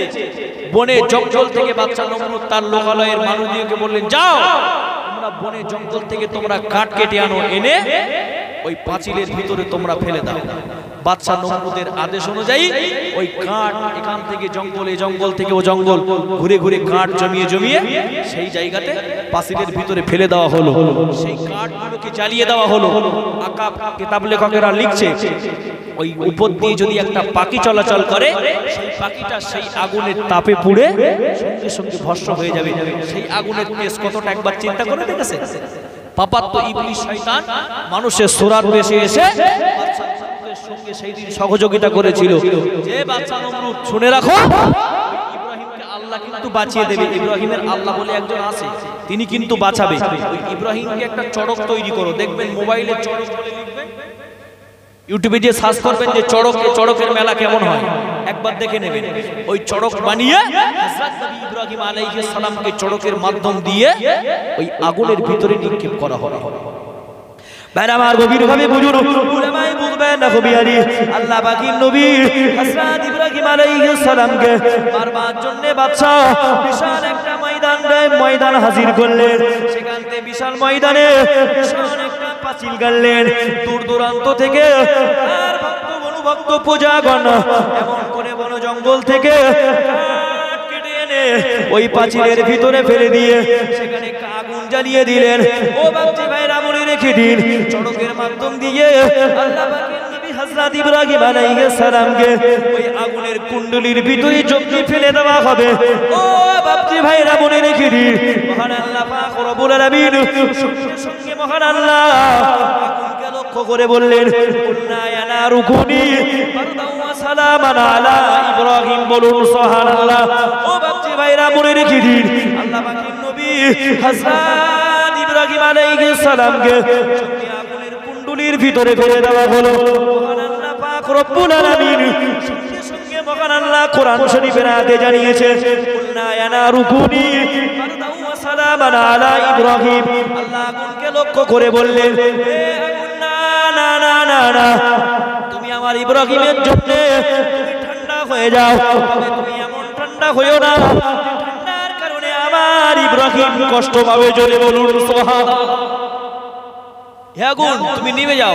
ঠান্ডা হয়ে যাও তুমি এমন ঠান্ডা হইও না আমার ইব্রাহিম তোমার ঠান্ডায় মারা যাবে বলুন সুবহানাল্লাহ বাঁচাচ্ছে কে আর মারছে কে কাফির বেঈমানরা বাঁচানোর মালিক কে আল্লাহ আমরা চিন্তা করি আমাদের গ্রামের নেতারা বাঁচাবে এই তো ভোটের সময় আসলি আমরা মনে করি অমুক গ্রামের নেতা আমার বাঁচাবে একবার ভেবে দেখুন বাপ বাঁচানোর মালিক হলে আল্লাহ একটাবার ভেবে দেখেছেন আমার আপনার আধার কার্ড আছে ভোটার কার্ড আছে প্যান কার্ড আছে পাসপোর্ট আছে সবকিছু আছে আপনার আমার গ্রামের যে কুত্তাগুলো বাস করে কুকুর এদের কোনো পাসপোর্ট আছে এই কুকুরের কোনো পাসপোর্ট আছে এর কোনো ভিসা আছে এর আধার কার্ড জন্ম সার্টিফিকেট কিছু আছে এর খাদ্যের ঠিকানা হ্যাঁ ওয়ামাই ইয়াতাওয়াক্কাল আলাল্লাহ জোরে বলুন সেই আল্লাহ খাওয়ানোর মালিক আল্লাহ হায়াতের মালিক আল্লাহ মউতের মালিক আল্লাহ রিজিক দেনেওয়ালা মালিক একবার পাঁচ ওয়াক্ত নামাজি হয়ে যান নামাজের পাটি পেলে আল্লাহর কাছে চান নিশ্চিত আল্লাহ আপনার নেক মনস্কামনাকে আল্লাহ পুরা করে দিবেন বলুন সুবহানাল্লাহ কিন্তু আমি আপনি সেই নামাজের পাটি পেলে আল্লাহ পাকের সেই দরবারে করন্দন করতে পারি না একটাবার ভেবে দেখি হযরত নবী ইব্রাহিম আলাইহিস সালামকে যখন আগুনের কুণ্ডলীর ভিতরে ফেলে দেওয়া হলো সঙ্গে সঙ্গে দেখতে পাওয়া গেল চতুর্থ সাইডে আগুন জ্বলতে কিন্তু মাঝখানে একটা ফুলের বাগিচা বেরিয়ে গেছে জোরে বলুন সুবহানাল্লাহ ওই ফুলের বাগিচার ভিতরে একটা সোনার সিংহাসনের উপরে আল্লাহ পাকের নবী হযরত ইব্রাহিম আলাইহিস সালাম তিনি বসে রয়েছেন বলুন সুবহানাল্লাহ তাহলে একটাবার ভেবে দেখেছেন যে আল্লাহ পাকের নবী হযরত ইব্রাহিম আলাইহিস সালামকে মহান আল্লাহ তিনি কিভাবে আল্লাহ পাক বাঁচিয়েছিলেন একটাবার ভেবে ভাইরা আমার গভীরভাবে বুঝুন উলামায়ে বুঝবেন না কবিয়ারি আল্লাহ পাকের নবী হযরত ইব্রাহিম আলাইহিস সালাম যখন এমন করে আগুনের কুণ্ডলীর ভিতর থেকে আল্লাহ পাকের নবী যখন গায়ে ধুলোবালিগুলো আল্লাহ নবী ছাড়তে বেরিয়ে বললেন লোকালয়ের মানুষগুলো এমন করে বাদশা নমরুদের প্রজাগণ দেখে ভাবতে লাগলেন না না না না এত বড় একটা আগুনের কুণ্ডলীর ভিতরে জঙ্গল থেকে ও জঙ্গল আমরা কাঠ জোগাড় করে এমন একটা ফাঁকা ময়দানে আমরা এমন একটা আগুনের কুণ্ডলী তৈরি করলাম না না না না ইব্রাহিমকে আমরা মারতে পারলাম না ও বাচ্চা ভাইরা মনে রেখে দিন ওই সময়তে দেখতে পাওয়া যায় বাদশা ফেরাউন বাদশা নমরুদের লোক লস্কররা আল্লাহ পাকের নবী হযরত ইব্রাহিমের দিকে ছুটে ছুটে কালেমা পড়ার জন্য চলে আসে ওই সময় দেখতে পাওয়া যায় বাদশা নমরুদের মন্ত্রী উজির হামান বলতে লাগলেন হে প্রজাগণ শুনে রাখো হে বাদশা নমরুদের প্রজাগণ না না না না ওই ইব্রাহিম হলো আগুনকে পূজা করে ওই ইব্রাহিম আগুনের পূজা করে তাই আগুন তাকে স্পষ্ট করতে পারিনি, বলুন নাউজুবিল্লাহ। ও বাচ্চা ভাইরা মুনির খিরির বাচ্চা বুজিরে এমন হামান বলে দিলেন, পূজাগণ শুনে রাখো, আমরা আজ থেকে অন্যান্য দেবদেবীর পূজা করব, তার সাথে আমরা আগুনকে পূজা করব। তাহলে আগুন ইব্রাহিমের সঙ্গে যেমন ব্যবহার করেছে আমাদের সঙ্গেও তেমনটা ব্যবহার করবে। ইব্রাহিম আগুনকে পূজা করে, তাই আগুন ইব্রাহিমকে কিছুই করতে পারে না। অর্থাৎ আজ থেকে আমরা অন্যান্য দেবতার পূজা আর্চনা করব, তার ভিতর থেকে আমরা আগুনকে পূজা করব। একটাবার ভেবে দেখেছেন বাবা? একটাবার ভেবে দেখেছেন হযরত নবী ইব্রাহিম আলাইহিস সালাম কিভাবে আল্লাহ পাক বাঁচিয়ে দিয়েছিলেন? হযরত নবী ইব্রাহিম আলাইহিস সালাম এভাবে চিন্তা ভাবনা করতে করতে ইব্রাহিম নবী চিন্তা করলেন, এই বাবল শহরে আমার থাকা যাবে না। নমরুদের রাজধানী হলো বাবল শহরে, এই বাদশাহ রাজত্ব করত। ইব্রাহিম নবী চিন্তা করলেন, এই বাবল শহরে আমার থাকা যাবে না, আমার সামদেশে পাড়ি দিতে হবে। হযরত নবী ইব্রাহিম আলাইহিস সালাম আস্তে আস্তে আস্তে আস্তে করে নমরুদের রাজধানী ছেড়ে দিয়ে, বাবল শহরটাকে ছেড়ে দিয়ে গুটি গুটি গুটি গুটি পায়ে সামদেশের দিকে যাচ্ছে আল্লাহর নবী ইব্রাহিম। সামদেশে যাইবার পথে খাজাইনুল উজাজা নামক একটা স্থান রয়েছে, সেই স্থানে আল্লাহ পাকের নবী হযরত ইব্রাহিম আলাইহিস সালাম পৌঁছে গেলেন। যে দেখলেন যে কিছু মানুষ খুব সুন্দর সুন্দর শাহী পোশাক পরে তারা যেন কোথায় যাচ্ছে, আর ইব্রাহিম নবী ফকিরের বেশে গেছে, তিনি শুধু ফালুক ফুলুক করতেছে। যে কার কার জিজ্ঞেস করি যে এরা ব্যাপার, এরা এত ভিড় ভাট্টা করতে করতে আনন্দে আত্মহারা হয়ে এরা পাগল পারা হয়ে আস্তে আস্তে কোথায় যাচ্ছে, এরা ব্যাপারটা কি একবার জিজ্ঞেস করি। আল্লাহর নবী হযরত ইব্রাহিম আলাইহিস সালাম বললেন, তোমরা কোথায় যাচ্ছ? লোকজন বললেন, দেখো দেশের একটা বাদশা রয়েছে, সেই বাদশার একটা কন্যা রয়েছে শাহজাদি, তার স্বয়ংবর সভা এক সপ্তাহ ধরে হচ্ছে।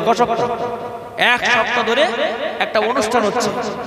ওই দেশের বাদশার কন্যা রূপে গুণে অতুলনীয়, শাহজাদি যাকেই পছন্দ করবে তার সঙ্গে ওই বাদশা তাকে বিয়ে দেবে। তাই সমস্ত দেশের রাজা বাদশারা সবাই ঘুরে ঘুরে ঘুরে ঘুরে তাদের সন্তানগুলোকে নিয়ে আস্তে আস্তে আস্তে আস্তে করে শাহী পোশাক পরিয়ে ওই বাদশার রাজ দরবারে হাজির করাচ্ছে। ইব্রাহিম নবী ভাবলেন, এটা কি ব্যাপার, দেখতে হবে আমার ব্যাপারটা কি। হযরত ইব্রাহিম নবী চিন্তা করলেন, আমার তো গায়ের পোশাক খুব ভালো না, এদের তো শাহী পোশাক খুব সুন্দর লাগছে, আর আমার তো গায়ের পোশাক ভালো না, তখন আমি কিভাবে যাব? হযরত নবী ইব্রাহিম আলাইহিস সালাম এই চিন্তা ভাবনা করতে করতে করতে করতে আস্তে আস্তে আস্তে আস্তে করে চলতে শুরু করলেন সেই বাদশার রাজ দরবারের দিকে। বারবার মনে রেখে দিন, আল্লাহ পাকের নবী হযরত ইব্রাহিম আলাইহিস সালাম বাবল শহর রাজ্য ছেড়ে দিয়ে সামদেশে যাওয়ার পথে ওই খাজাইনুল উজাজা নামক স্থানে যখন পৌঁছে গেলেন, মানুষগুলো যখন এমন করে খুব সজ্জা করে এমন করে বাদশার কন্যার সবাই যাইতেছে, আল্লাহ পাকের নবী হযরত ইব্রাহিম আলাইহিস সালাম ওই রাজা বাদশাদের পিছনে পিছনে টুক টুক টুক টুক করে আল্লাহ পাকের নবী হযরত ইব্রাহিম আলাইহিস সালাম এমন করে রাজ দরবারের ভিতরে প্রবেশ করলেন। ও বাচ্চা ভাইরা মনে রেখে দিন, আল্লাহ পাকের নবী হযরত ইব্রাহিম আলাইহিস সালাম এমন করে যে রাজ দরবারে সকল সাম্রাজ্যের রাজা প্রজারা তাদের সন্তানগুলো সেই সবাই চলে গেছে। আল্লাহ পাকের নবী ফকির বেশে দরবেশ বেশে আল্লাহর নবী গুটি গুটি পায়ে আস্তে আস্তে করে পিছনে সারিতে দাঁড়িয়ে গেলেন। আল্লাহ পাকের নবী আস্তে আস্তে আস্তে আস্তে করে ঠিক সেই পেছনের সারিতে দাঁড়িয়ে গেলেন। দেখছে সকল রাজা বাদশারা তাদের সন্তানগুলো ওরা সামনে যাক, কারণ ওদের পোশাক ভালো। আমি ইব্রাহিমের পিছনের দিকে থাকি, সামনের দিকে থাকলে হয়তো বের করে দিতে পারে, বুঝতে পারেননি? সামনের দিক থাকলে হয়তো আমার টিকিট হবে না, আমার হয়তো একটু ঘাট বের করে দেবেন, ওর থেকে আমি পিছনের দিকে যাই। আর এদের শাহী পোশাক, এদের সৌন্দর্য পোশাক রয়েছে, এরা সব সামনের দিকে থাকে, পিছনের দিক থাকে। এই ভেবে হযরত নবী ইব্রাহিম আলাইহিস সালাম আস্তে আস্তে আস্তে আস্তে করে সকলের পিছনে যেয়ে বসে বসে এখন ওই দেশের বাদশা শাহজাদি, তার হাতে একটা রয়েছে সোনার অলংকার, মতির অলংকার, মুক্তার অলংকার। এই অলংকারটাকে নিয়ে, এই মালাটাকে নিয়ে যার গলায় পরিয়ে দেবে তার সঙ্গে তার বিয়ে হবে। সকল দেশের রাজার ছেলেরা সব লাইন দিয়ে দিয়ে বসে রয়েছে। ইব্রাহিম নবী একটা কোনায় চুপচাপ মেরে বসে রয়েছে। ভাইরা আমার গভীর ভাবে বুঝুন, উলামায়ে বুঝবেন না কবিয়ানি আল্লাহ পাকের নবী হযরত ইব্রাহিম আলাইহিস সালাম এমন করে যখন আস্তে আস্তে আস্তে আস্তে করে যখন এমন করে সকলের পিছনে যে নবী ইব্রাহিম বসে পড়লেন, ও বাচ্চা ভাইরা মনে রেখে দিন, এমন করে শাহজাদি সারা এমন করে আস্তে আস্তে করে তার মালাটিকে নিয়ে সকল রাজা প্রজাদের সামনে দিয়ে গুটি গুটি গুটি গুটি পায়ে যখন পিছন দিকে চলতে শুরু করলেন, ও বাচ্চা ভাইরা মনে রেখে দিন, পিছন দিকে যে আস্তে আস্তে করে আল্লাহ পাকের নবী হযরত ইব্রাহিম আলাইহিস সালামের গলায় পরিয়ে দিয়েছেন। বলুন সুবহানাল্লাহ। ও বাচ্চা ভাইরা মনে রেখে দিন, সকল দেশের রাজা বাদশার সন্তানগুলো দেখে আস্তে আস্তে আস্তে আস্তে করে যে যার মতো বাড়িতে চলে আসলো। আল্লাহ পাকের নবী হযরত ইব্রাহিম আলাইহিস সালামের সঙ্গে ওই দেশের বাদশা আর যত আমাদিগের আম্মা জানো হযরত সারা আলাইহিস সালামের সঙ্গে হযরত নবীর বিবাহ হয়েছিলেন। বলুন সুবহানাল্লাহ। ইব্রাহিম নবীর বিয়েটা হচ্ছে কিভাবে দেখছেন? ইব্রাহিম সাল্লাম বিয়ে হয়ে গেল, শ্বশুর বাড়ি কিছুদিন আল্লাহ নবী ইব্রাহিম আলাইহিস সালাম কাটালেন। কাটানোর পরে নবী চিন্তা করছে, আরে আমাকে তো আল্লাহ পাঠিয়েছে বিয়ে শাদী করে আরামায়েশ করার জন্য না, আমাকে ইসলাম প্রচার করতে হবে, যাবো কোন এখন? ইব্রাহিম সাল্লাম তানার বিবি সারা আলাইহিস সালামকে বললেন, দেখো বিবি, আমি এখানে বেশি দিন থাকবো না, আমি চলে যাব। সারা আলাইহিস সালাম বললেন, আমি তো যাব তোমার সঙ্গে, আমাকে একা রেখে কেন চলে যাবে? তুমি আমার স্বামী আর আমি তোমার বিয়ে করাবো, তুমি আমাকে রেখে একা একা কোথায় যাবে? আমি যোগ যাব। তা বলছে, দেখো সারা, তোমার পিতার কাছ থেকে তোমার অনুমতি নেওয়ার প্রয়োজন আছে, তাহলে তোমার পিতার কাছ থেকে তুমি একটু অনুমতি নাও। পিতার কাছ থেকে আম্মাজান সারা আলাইহিস সালাম সব অনুমতি নিলেন, অনুমতি দিয়ে দিলেন পিতা। অনেক মাল উপঢৌকন দিলেন, একটা উটের পিঠে বহু ধনরত্ন দিয়ে অনেক মাল সাবান পাত্র দিয়ে হযরত নবী ইব্রাহিম আলাইহিস সালাম আম্মাজান সারা আলাইহিস সালামকে আস্তে আস্তে আস্তে আস্তে করে বিদায় দিচ্ছে। একটা বাত দেখে রাখুন, শুনে রাখুন, বুঝে থাকুন যে হযরত নবী ইব্রাহিম আলাইহিস সালামের জীবনে কত কষ্ট হয়েছে। অন্যান্য নবী আলাইহিস সালাম পৃথিবীর জমিনে ইসলামের প্রচার করার জন্য, দ্বীনের দাওয়াত দেওয়ার জন্য তাদের কতটা কষ্ট, কতটা নির্যাতন তাদের সহ্য করতে হয়েছে, তারপরে আমাদের কাছে ইসলাম এসেছে। গল্প করছি নাকি? কি গল্প করা কথা বলি মনে হচ্ছে? বাপ ইব্রাহিম আলাইহিস সালামের কথা একবার ভেবে দেখুন যে কত কষ্ট করেছেন সেই সমস্ত নবী আলাইহিস সালাম। ইব্রাহিম আলাইহিস সালাম আস্তে আস্তে আস্তে আস্তে করে সামদেশের দিকে যাচ্ছে। হঠাৎ করে মিশরের বর্ডার পড়বে, সামদেশ আসার পথে মিশরের বর্ডার পড়বে। এই মিশরের দেশে একটা বাচ্চা ছিল, সে একটা বদমাশ বাচ্চা। যদি ওই রাজ্য দিয়ে কোনো পথিক যদি বাণিজ্য করতে যায়, তার মালমাত্তা ও দখল করবে। তার সৈন্য সামন্ত সব ইরাকের বর্ডার, মিশরের বর্ডারে লাগানো আছে। মিশরের বাচ্চা সব লাগিয়ে দিয়ে রেখেছে। যদি কারোর ভালো স্ত্রী নেই, কোনো মদ্দালক যদি ওর উপর দিয়ে যায় না, ওর স্ত্রীটাকে ধরে নিয়ে বাদশার দরবারে হাজির করবে প্রজাগণ সব। তাই হযরত নবী ইব্রাহিম আলাইহিস সালাম তার বিবি সারাকে বললেন, বিবি দেখো, এই পথ দিয়ে যাওয়ার পথে যদি ওই বাদশার লোক লস্কর ধরে, যদি তোমাকে ধরে জিজ্ঞাসা করে এই পুরুষ মানুষটা তোমার কি হয়, তুমি এক বাক্যে বলে দেবে যেটা আমার ভাই আর আমি হলাম ওনার বোন। বিয়ে করা স্বামী, বুঝতে পারছেন ইব্রাহিম নবী কি বললেন? যদি তোমার জিজ্ঞাসা করে এই পুরুষটা কে, তুমি বলবে ইনি হলো আমার ভাই আর আমি হলাম ওনার বোন। তাহলে ইব্রাহিম নবী কি মিথ্যা কথা বলেছে? আপনার ধারণা কি হয় মিথ্যা কথা? ও আল্লাহ পাকের বান্দা বান্দীরা মনে রেখে দিন, না না না না, এমন করে যখন আম্মাজান সারা আলাইহিস সালামকে নিয়ে আল্লাহ পাকের নবী হযরত ইব্রাহিম আলাইহিস সালাম যমনি গুটি গুটি গুটি গুটি পায়ে চলতে শুরু করলেন। ও বাচ্চা ভাইরা মনে রেখে দিন, কিছুটা রাস্তা যমনি অতিক্রম হয়ে গেল, হঠাৎ করে দেখতে পাওয়া যায় আম্মাজান সারা আলাইহিস সালাম এমন করে ইব্রাহিম আলাইহিস সালামকে লক্ষ্য করে বললেন, স্বামী না না না না না না, আজকে তুমি আমাকে বিয়ে করেছো, আমি হলাম তোমার স্ত্রী আর তুমি হলে আমার স্বামী। আজকে তুমি কিভাবে বলতে পারলে যে আমি তোমার ভাই, তুমি আমার বোন? না না না না না। ও বাচ্চা ভাইরা মনে রেখে দিন, ওই সময় আল্লাহ পাকের নবী হযরত ইব্রাহিম আলাইহিস সালাম বললেন, ইন্নামাল মুমিনুনা ইখওয়াতুন, হে আমার বিবি সারা শুনে রাখো, একটা মুমিন যদি আর একটা মুমিনের যদি ভাই বোন হতে পারে, তাহলে তুমি তো একটা মুমিন, আমি ইব্রাহিম হলাম একটা মুমিন। তবে ঈমানদারের দিক থেকে দেখতে যে আমি হলাম তোমার ভাই আর তুমি হলে আমার বোন। বলুন সুবহানাল্লাহ। ও বাপজি ভাইরা, মনে রেখে দিন, ওই মিশার পাড়ি দেওয়ার সময় দেখতে পাওয়া যায় এমন করে মিশরের বাচ্চার লোকলস্কারগুলো আল্লাহ পাকের নবী হযরত ইব্রাহিম আলাইহিস সালামকে ধরে বললেন। ধরে ফেলে ইব্রাহিম আলাইহিস সালাম তার বিবি সারা আলাইহিস সালামকে নিয়ে বাচ্চা দরবারে হাজির করা হলো। বাচ্চা এমন করে ইব্রাহিম আলাইহিস সালামকে কারাগারের ভিতরে, জেলখানার ভিতরে বন্দী করে দিলেন। ও বাচ্চা ভাইরা, মনে রেখে দিন, আল্লাহ পাকের নবী আমাদিকে আম্মা জান হযরত সারা আলাইহিস সালামকে নিয়ে বাচ্চা তার গৃহের ভিতরে চলে গেলেন, তার নিজ কক্ষে চলে গেলেন।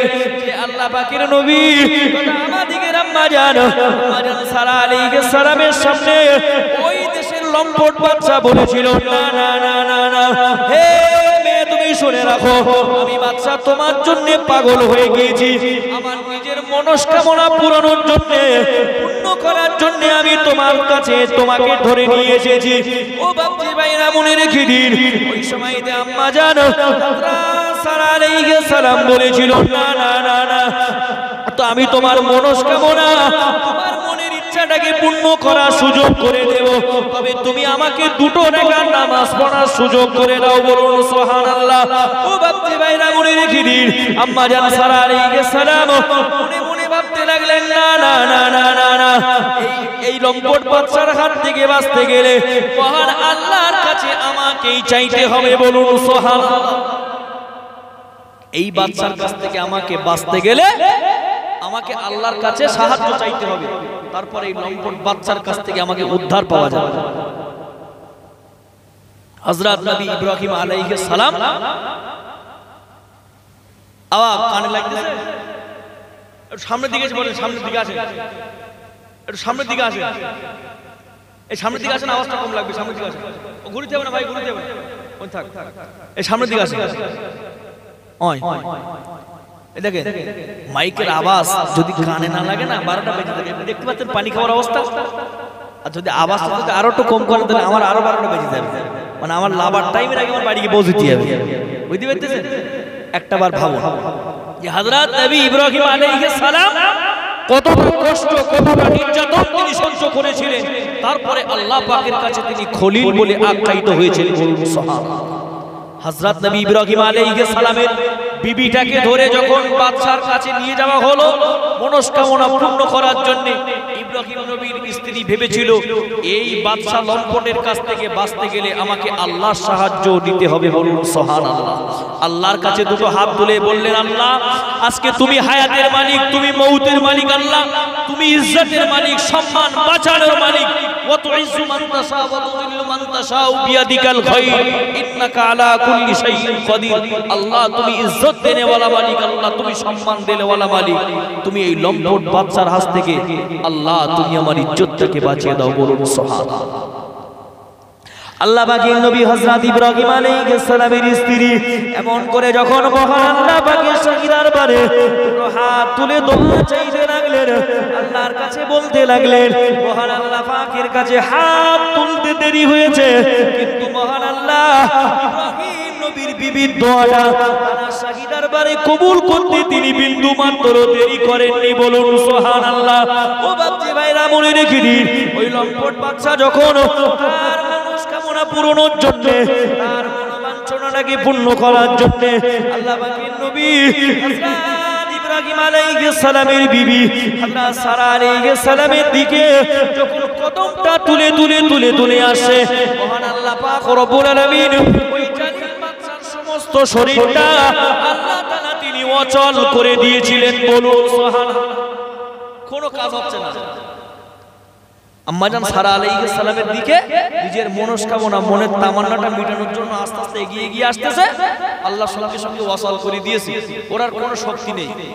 ও যে কথা বলছে কার সঙ্গে, এর কথাও ভাবতে পারছে না, কার সঙ্গে কি বলছি, এরকম ভাবতে শুরু করলে ভাইরা আমার গভীরভাবে বুঝুন, সঙ্গে সঙ্গে তিনি বুঝতে পারবেন না না না না এই মহিলাটা অন্য কেউ, অন্য কোনো মহিলা না, নিশ্চিতের ভিতরে কোনো না কোনো একটা রহস্য লুকিয়ে রয়েছে। ও বাচ্চা ভাইরা মনে রেখে দিন, ওই বাচ্চা তখন আম্মা জান সারা আলাইহিস সালামের কাছে বললেন, না না না না, হে আমার বোন, তুমি আমাকে মাফ করে দাও, তুমি আমাকে ক্ষমা করে দাও, আমি আর কোনোদিন তোমার সঙ্গে খারাপ আচরণ করব না। ও বাচ্চা ভাইরা মনে রেখে দিন, সঙ্গে সঙ্গে আম্মা জান সারা আলাইহিস সালাম আল্লাহর কাছে দোয়া চাইলেন। বাচ্চার যে শরীরটাকে অচল হয়ে গিয়েছিল, আম্মা জান সারা আলাইহিস সালামের দোয়ায় আল্লাহ তাআলা তিনি আবার সুস্থ করে দিলেন। বলুন সুবহানাল্লাহ। ও বাচ্চা ভাইরা মনে রেখে দিন, যমনি বাচ্চার শরীরটা সুস্থ হয়ে গেছে, ওই বাচ্চা আবার মনস্কামনা পূরণ করার জন্য, মনের তামান্নাটা, মনের চাহিদাটা পূরণ করার জন্য আবার নবী ইব্রাহিম আলাইহিস সালামের বিবি তথা সারা আলাইহিস সালামের দিকে আবার কদম তুলে যাইতে শুরু করেছেন। মহান আল্লাহ পাক রব্বুল আলামিন সঙ্গে সঙ্গে বাচ্চার দুটো চোখকে আল্লাহ তুলে নিয়েছেন। জোরে বলুন, আরো একটু আস্তে বলুন সুবহানাল্লাহ। বুঝতে পারছেন? সঙ্গে সঙ্গে দুটো চোখ আল্লাহ পাক আউট করে দিয়েছে। বাচ্চা বলছে, আমার প্রজাগণ কোথায় রে তোরা, আমার চোখ তো খেয়ে গেছে, এখন আমি আর কারণ দেখতে পাচ্ছি না। বাদশা হযরত সারা আলাইহিস সালামের দিকে লক্ষ্য করে বললেন, দেখো আমি বুঝতে পারি তুমি কে, আজকে আমি বড় অন্যায় করেছি, তুমি আমাকে মাফ করে দাও, আমি যদি চোখটা ফিরে পাই কশিন কালো আমি তোমার দিকে ফিরে আর তাকাবো না, আমি তাকাবো না। ওই সময়তে আম্মা জান সারা আলাইহিস সালামকে লক্ষ্য করে বাচ্চা বলেছিল, হে বোন তুমি বলো তোমার পরিচয়টা কি, একবার তুমি বলো, আমি তোমার দিকে দুবার চলে গিয়েছিলাম খারাপ শেষ নিয়ে, আল্লাহ পাক আমার শরীরটাকে অচল করেছে, চোখ দুটো বন্ধ করেছে, তুমি এমন কোন ব্যক্তি, একটুখানি পরিচয় দাও। ওই সময় সারা আলাইহিস সালাম সঙ্গে সঙ্গে বাচ্চার সামনে আল্লাহ পাকের নবী হযরত ইব্রাহিমের পরিচয়টা তিনি দিয়ে দিয়েছিলেন। বলুন সুবহানাল্লাহ। আম্মা জান সারা আলাইহিস সালাম বলেছিলেন, হে বাচ্চা তুমি শুনে রাখো, আমার স্বামী তথা আল্লাহ পাকের নবী ইব্রাহিমকে আর আমাকে যদি তুমি সসম্মানে এখান থেকে তোমার রাজ্য থেকে যদি তুমি বিদায় করে দিতে পারো, তাহলে তোমার এই চক্ষু দুটো ভালো হবে, নইলে সারা জীবন তোমাকে অন্ধ হয়ে থাকতে হবে। সঙ্গে সঙ্গে বাচ্চা থরথর করে কাঁপতে কাঁপতে আম্মা জান সারাকে লক্ষ্য করে বললেন, বোন একটা বার তুমি আমার চোখের জন্য চোখটাকে ভালো করে দাও, নিশ্চিত আমি তোমার সঙ্গে কথা দিলাম, ওয়াদা করলাম, আজ থেকে আমি কোনোদিন খারাপ কাজ করব না। আম্মা জান সারা আলাইহিস সালাম দোয়া চাইলেন, আল্লাহ পাকের শাহী দরবারে দোয়া কবুল হয়ে গেল। মহান আল্লাহ তাআলা সঙ্গে সঙ্গে চোখ দুটোকে ভালো করেছেন। বলুন সুবহানাল্লাহ। ওই বাদশা হযরত নবী ইব্রাহিম আলাইহিস সালামের হাতে হাত দিয়ে কালমা পড়ে মুসলমান হয়েছিলেন। জোরে বলুন, আরো একটু চিল্লে বলুন না সুবহানাল্লাহ। মুসলমান হয়ে গেলেন, ইব্রাহিম আলাইহিস সালামকে বিদায় দেবে। এখন বাদশা অনেক ধন সম্পদ সোনা রূপা সব কিছু দিয়ে আল্লাহর নবী ইব্রাহিম আলাইহিস সালাম এবং সারা আলাইহিস সালামকে বিদায় দেবে। ভাবলেন বাদশা যে ইনি একজন আল্লাহ পাকের খুব ভালো বান্দা, তাই আমার অবস্থাটা এরকম হয়েছে। তাই ওই বাদশার একটা কন্যা ছিল, যিনি হলেন আল্লাহ পাকের নবী হযরত ইব্রাহিম আলাইহিস সালামের স্ত্রী, ছোট স্ত্রী তথা আমাদের আম্মা জান হযরত হাজেরা আলাইহিস সালাম। জোরে বলুন সুবহানাল্লাহ। ওই বাদশার একটা কন্যা ছিল, হাজরা নামে নাম, হযরত নবী ইব্রাহিম আলাইহিস সালামকে দিয়ে দিলেন, দিয়ে বললেন, হুজুর আপনার সঙ্গে এই আমার কন্যাটাকেও দিয়ে দিলাম, যতদিন পর্যন্ত ইব্রাহিম আলাইহিস সালামের কাছে কিছুটা দিন হযরত নবী ইব্রাহিম আলাইহিস সালামের কাছে পরিচারিকা হিসেবে থাকতে। তার পরবর্তীতে হযরত নবী ইব্রাহিম আলাইহিস সালাম বিবি সারা আলাইহিস সালামের অনুমতিতে আম্মা জান হাজেরা আলাইহিস সালামকে তিনি বিবাহ বন্ধনে আবদ্ধ করেছিলেন। বলুন সুবহানাল্লাহ। বুঝতে পেরেছেন কি অবস্থাটা ঘটছে? এবার শুনে রাখুন, যখন হযরত নবী ইব্রাহিম আলাইহিস সালাম যখন ওখান থেকে আস্তে আস্তে আস্তে আস্তে করে ফিরে যে আল্লাহ পাকের নবী হযরত ইব্রাহিম আলাইহিস সালাম চলতে শুরু করলেন, দেখতে পাওয়া যায় এই বাদশা নমরুদ রাজিত্ব করত। হযরত নবী ইব্রাহিম আলাইহিস সালাম ওখান থেকে ফিরে গিয়ে ফিলিস্তিনের জমিনে ইরাকের জমিনে বসবাস করতে লাগলেন। বাইতুল মুকাদ্দাসের ধারে যে আল্লাহ পাকের নবী ইব্রাহিম আলাইহিস সালাম সেখানে যে বসবাস করতে লাগলেন। বাইতুল মুকাদ্দাস তথা ফিলিস্তিন যেটা বাইতুল মুকাদ্দাস, এই বাইতুল মুকাদ্দাসের আশেপাশে সব মুসলমান হয়ে গিয়েছিল। মানুষগুলো হযরত নবী ইব্রাহিম আলাইহিস সালামের উম্মতে তারা পরিণত হয়েছিল। বলুন সুবহানাল্লাহ। যখন পরিণত হয়ে গেল, হযরত নবী ইব্রাহিম আলাইহিস সালাম মনে মনে মনস্থ করে নিয়েছেন, না না না, আমি ইব্রাহিম এই সময় এই জায়গাতে আমার থাকা হবে না, আমাকে আবার সেই বাবল শহরের রাজ্যে ফিরে যেতে হবে, বাদশা নমরুদের রাজদরবারে ফিরে যেতে হবে, কলেমা তাওয়াদ ওই বাবল শহরে শোনাতে হবে।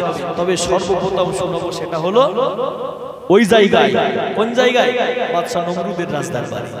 ইব্রাহিম আলাইহিস সালাম ওই ফিলিস্তিনে থেকে আম্মা জান সারা আলাইহিস সালামের অনুমতিতে হযরত নবী ইব্রাহিম আলাইহিস সালাম হাজরা আলাইহিস সালামকে তিনি বিবাহ করেছিলেন। বলুন সুবহানাল্লাহ।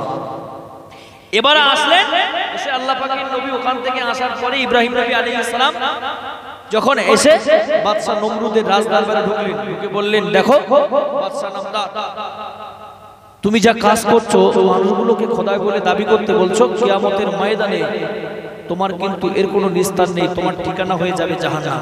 ওই জাহান্নামের কঠিন আযাব, কঠিন আগুন থেকে যদি বাঁচতে চাও, ওয়াহদাহু লা শারীকা লা, এক আল্লাহকে তুমি মেনে নাও। জোরে বলুন সুবহানাল্লাহ। ভাই আমার গভীরভাবে বুঝুন, উলামায়ে বুঝবেন না কবিয়ারি, আল্লাহ পাকের নবী হযরত ইব্রাহিম আলাইহিস সালাম এমন করে যখন কালেমা দাওয়াত দিয়ে বাদশা নমরুদের রাজদরবারে চলে গেলেন, এমন করে বাদশা নমরুদ বললেন, না না না না না না, তোর খোদাকে খোদা বলে মানতে পারবো না, আমি নিজেই তো খোদা। বলুন নাউজুবিল্লাহ। ও বাচ্চা ভাইরা মনে রেখে দিন, আল্লাহ নবী ইব্রাহিমকে বলতেছেন, ইব্রাহিম শুনে রাখো, এই দেশের মানুষগুলো আমাকে এক বাক্যে নিঃসংকোচে তারা খোদা বলে মেনে নিয়েছে, আর আমি তোর খোদাকে খোদা বলে মানতে পারবো না। ও বাচ্চা ভাইরা মনে রেখে দিন, ওই সময় ইব্রাহিম আলাইহিস সালাম বললেন, বাদশা নামদার শুনে রাখো, যদি আমার খোদাকে তুমি খোদা বলে না মেনে নাও, তাহলে কঠিন কিয়ামতের ময়দানে তোমার জাহান্নাম ছাড়া আর কিছুই জুটবে না। ও বাচ্চা ভাইরা মনে রেখে দিন, ওই সময় ইব্রাহিম নবী বলেছিল, বাদশা নামদার শুনে রাখো, আল্লাহ তাআলা তোমাকে গজব দিয়ে ধ্বংস করে ফেলবে।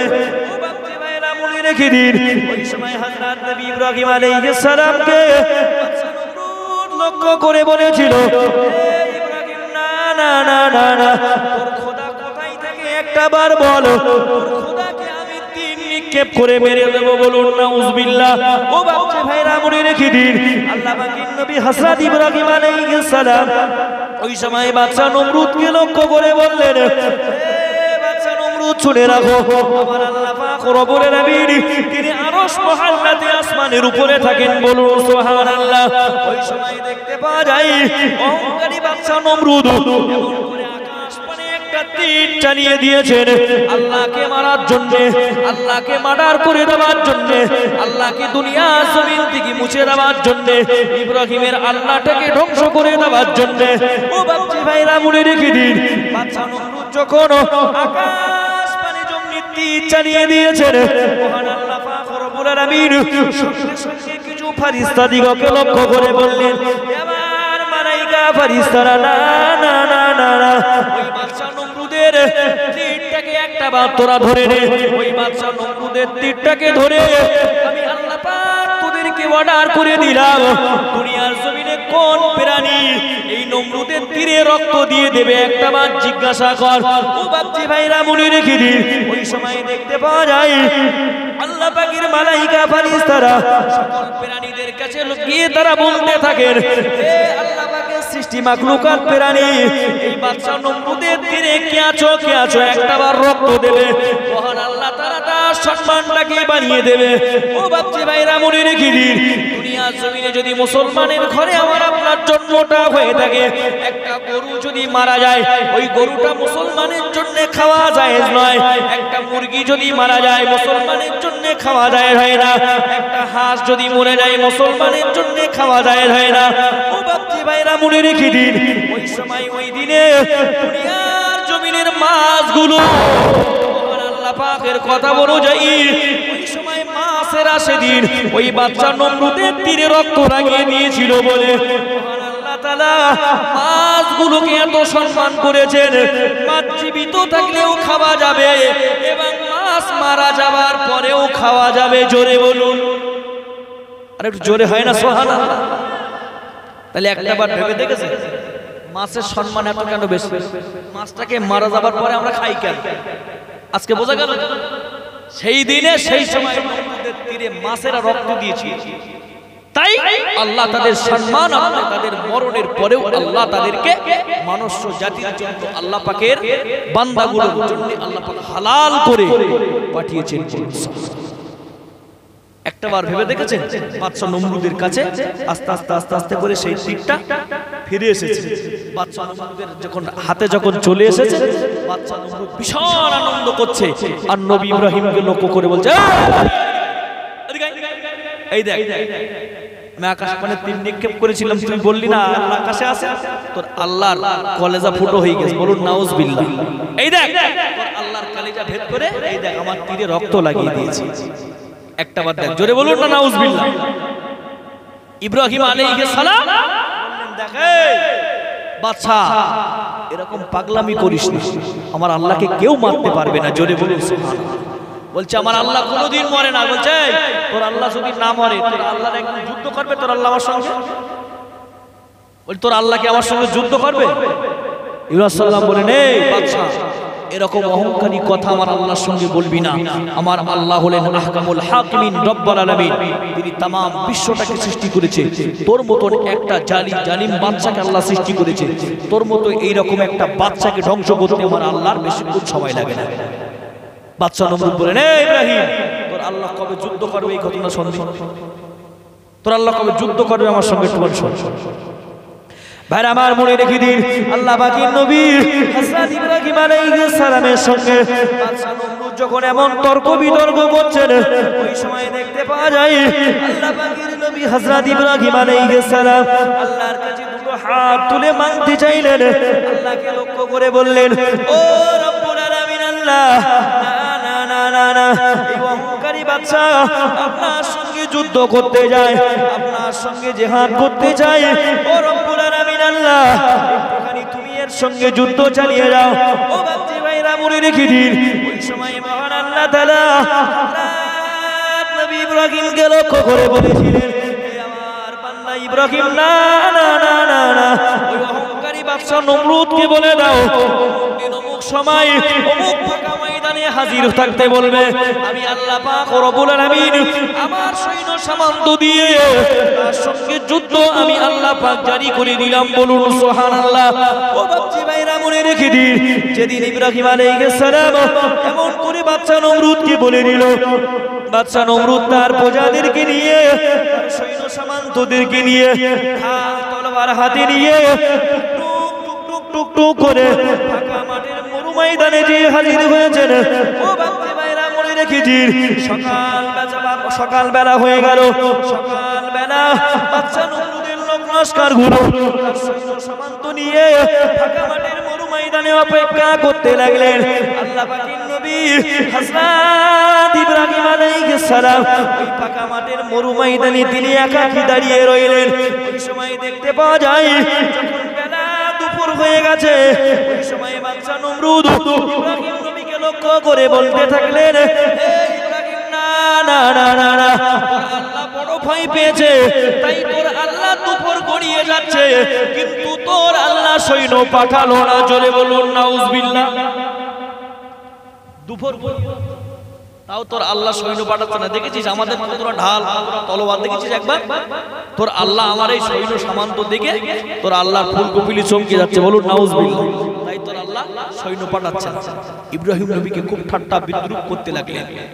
ইব্রাহিম আলাইহিস সালাম মনে মনে ভাবতে লাগলেন, আল্লাহ আমার সঙ্গে কথা, আল্লাহ আমার সঙ্গে বলেছে যে আমি সৈন্য পাঠাবো, এর সঙ্গে যুদ্ধ করব, আর এ তো আমার সঙ্গে আল্লাহর পাকের গুণকীর্তন করা বাদ দিয়ে আল্লাহর সঙ্গে নাফরমানিমূলক কথাবার্তা বলছে। এই বাদশা কি হবে এবার উপায়?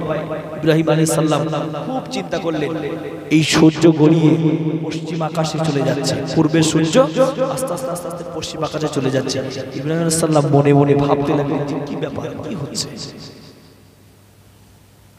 হঠাৎ করে মনে পড়ে গেল ইব্রাহিম নবী যে আল্লাহ যেটা বলেছে নিশ্চিত আল্লাহ পাক এর ওয়াদা কোনোদিন মিথ্যা হয় না। আল্লাহ পাকের নবী হযরত ইব্রাহিম আলাইহিস সালাম আবার আল্লাহর কাছে বললেন, ও রব্বুল আলামিন আল্লাহ, এই কাফির বাদশা আপনার সঙ্গে নাফরমানিমূলক কথাবার্তা বলছে। ওই সময় আল্লাহ ডেকে বললেন, না না না ইব্রাহিম, আমি আল্লাহ পাক রব্বুল আলামিন এই জাতিকে আমি আল্লাহ ধ্বংস করে মেরে দিব। ও বাপজি ভাইরা মনে রেখে দিন, সূর্যটা পশ্চিম আকাশে জমনি অস্তমিত চলে যাচ্ছে, পাওয়া যায় ওই আসমানের সূর্যটা কয়েকটা মিনিটের জন্য আল্লাহ তাআলার জমিনের উপরে আর পড়ছে না। জোরে বলুন, আরো একটু চিল্লে বলুন সুবহানাল্লাহ। মহান আল্লাহ পাক রব্বুল আলামিন তিনি সৈন্য পাঠিয়ে দিচ্ছে। আল্লাহ পাকের সৈন্য সামান্তর গায়ে এমন করে সূর্যের তাপটা পড়ে যাচ্ছে, যার কারণে আসমানের সূর্যটা জমিনের উপরে পড়ছে না। আল্লাহ সৈন্য আসছে বলে আসমানের সূর্যটা কিছুক্ষণের জন্য জমিনের উপর আর পড়ে না। বাদশা নমরুদের লোক চিন্তা ভাবনা করলেন, আরে কি রাত হয়ে গেল নাকি, ব্যাপার কি, এটা ভাবতে লাগলেন। দেখতে পাওয়া গেল কিছুক্ষণের ভিতরেই আল্লাহ ওই নমরুদের মতো হাস্তিকে আল্লাহ ধ্বংস করার জন্য আল্লাহ কিছু মশা পাঠিয়ে দিয়েছে। মশা, চিল্লে বলুন সুবহানাল্লাহ, আরে জোরে বলুন না সুবহানাল্লাহ। আল্লাহ মশা পাঠাইছে। কোথায় বলে না মশা মারতে কামান পিট করেছিস, বুঝতে পারেন না? আল্লাহ পাক ওই কামান মারতে আল্লাহ মশা পাঠাইছে, বুঝতে পেরেছেন?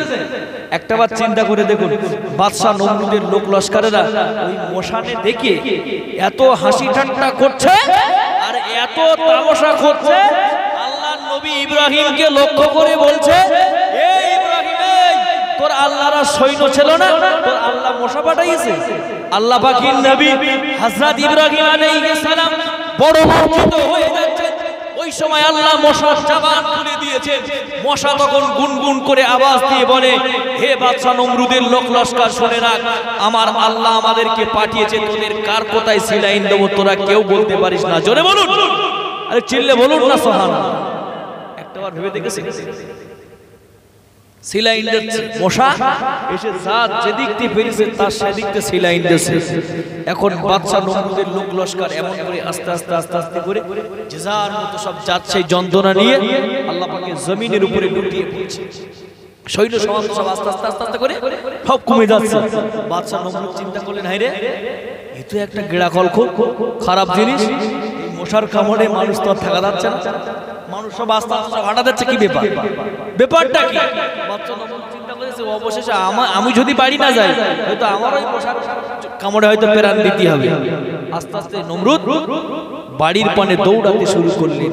মহান আল্লাহ পাক রব্বুল আলামিন একটা খড়া মশা, হ্যান্ডিক্যাপ মশা আল্লাহ পাক নমরুদের পিছে পাঠিয়ে দিলেন, যা এ মশা, আমার সৃষ্টি মাখলুকাত যা, চলে যা, ওই অহংকারী বাদশার নাক দিয়ে তার মস্তকে পৌঁছে যাবি। জোরে বলুন, আরো একটু চিল্লে বলুন না সুবহানাল্লাহ। আল্লাহ পাকের বান্দা বান্দিরা মনে রেখে দিন, না না না না, অহংকারী বাদশা নমরুদ ছুটে ছুটে ছুটে জমনি বাড়ির পানে চলতে শুরু করলেন। ঘরের ভিতরে জমনি প্রবেশ করেছেন। হঠাৎ করে দেখতে পাওয়া যায় নমরুদের স্ত্রী ঘরের ভিতরে রয়েছেন। নমরুদ তার বিবিকে লক্ষ্য করে বললেন, হে আমার বিবি, একটুখানি পানি দাও, পানি দাও। না না না না, ওই সময় নমরুদের বিবি লক্ষ্য করে বলেছিল, হে আমার স্বামীনি, না না না না, তুমি যে আল্লাহর সঙ্গে যুদ্ধ করতে গিয়েছিলে, ওই আল্লাহর সৈন্য হাতির মতো না গান্ডারের মতো। জোরে বলুন, আরো একটু চিল্লে বলুন সুবহানাল্লাহ। ওই সময় অহংকারী বাদশা নমরুদ বলেছিল, হে আমার অর্ধাঙ্গিনী বিবি, না না না না, তুমি একটুখানি আগে আমাকে পানি দাও, তারপরে তোমার সঙ্গে কথোপকথন হবে। নমরুদের বিবি লক্ষ্য করে বলছে, আল্লাহর সৈন্য হাতির মতো না গান্ডারের মতো? আল্লাহর সৈন্য দেখে কি তোর কলজে শুকিয়ে গেছে? এত পানি পিপাসা লেগেছে, তুমি আর থাকতে পারতো না? দূরে থাকতে একটা একটু পানি দাও, পানি দাও করে, ব্যাপারটা কি? হযরত নবী ইব্রাহিম আলাইহিস সালামের জামানাতে বাদশা নমরুদের যখন এমন করে নাক দিয়ে খোড়া একটা মশা এই মাথার মস্তকে যখন পৌঁছে গেছে, ওই মশা ওর ভিতরে যে কুটকুট কুটকুট করে ওর যা কাজ, ওই সুই ফুটে নিয়ে ওই ফুটোচ্ছে।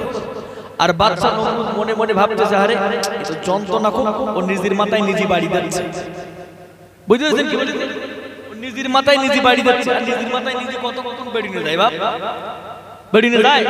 ও চিন্তা করলো ও তো অনেক সৈন্য সামন্ত আছে, ও তাদেরকে লক্ষ্য করে বলে এই আজকের থেকে তোরা আমার কাছে থাকবি, আমার কাছে থাকবি, আমার মাথায় এই ব্যাপার হয়েছে, তোরা একটু মাথায় মারবি। ওই যখন মাথায় কামড় মারে আর মশা তখন তার কাজ কাম বন্ধ করে চুপ করে থাকে, আর যেই আবার মাথায় বাড়ি দেওয়া বন্ধ মশা তখন আবার সব ফুটোয়। জোরে বলুন না সুবহানাল্লাহ। আল্লাহর কি কারিশমা, আল্লাহর কি সৃষ্টি একবার দেখছেন?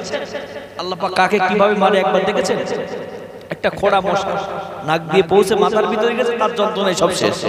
এখন বাদশা নমরুদ দুজনকে রাখলেন, ডেকে বললেন দেখ এই রাতের বেলা তুই একবার মারবি ও একবার মারবে, তুই একবার মারবি ও একবার মারবে, তুই কিছুক্ষণ ঘুমাবি ও কিছুক্ষণ ঘুমাবে, এইভাবে রাতটা পার করতে হবে, তারপর দেখি কি হয়। ভাইরা আমার গভীর ভাবে বুঝুন, উলামায়ে বুঝবেন না ঘুমিয়ারি অহংকারী বাদশা নমরুদ যখন এমন করে দুটো প্রজাকে যখন ফিট করতে লাগলেন, এমন করে দেখতে পাওয়া যায় ওই প্রজাগণ রাত যখন হয়ে এসেছে, ওই প্রজা দুটো মনে মনে মনস্থ করে নিলেন না না না না এই গভীর রাতের বেলা আমাদের তো ঘুমের প্রয়োজন রয়েছে, না না না না। তখন তারা চিন্তা ভাবনা করতে লাগলেন, তারা মাথায় মারতে লাগলেন, কিন্তু কোনো মতেই কিছু ভালো হচ্ছে না। ওই সময় অহংকারী বাদশা নমরুদ বলতে লাগলেন না না না ওই যে খড়ম দুটো দেখতে পাচ্ছ, তোমরা দুইজন ব্যক্তি দুটো খড়ম নিয়ে দাঁড়িয়ে যাও, ওই খড়ম দিয়ে আমার মাথায় তোমরা আঘাত করতে থাকো। লেখকেরা বর্ণনা করেছেন অহংকারী বাদশা যখন তার মাথায় তার প্রজাগণ যখন আঘাত করছে, মহান আল্লাহ তাআলার আদেশ অনুযায়ী ওই খোড়া মশাটা তার কাজ কাম বন্ধ করে চুপচাপ মেরে রয়েছে। আবার যখন মারা বন্ধ হয়ে যায় আবার তার কাজটা চালিয়ে যায়। বলুন সুবহানাল্লাহ।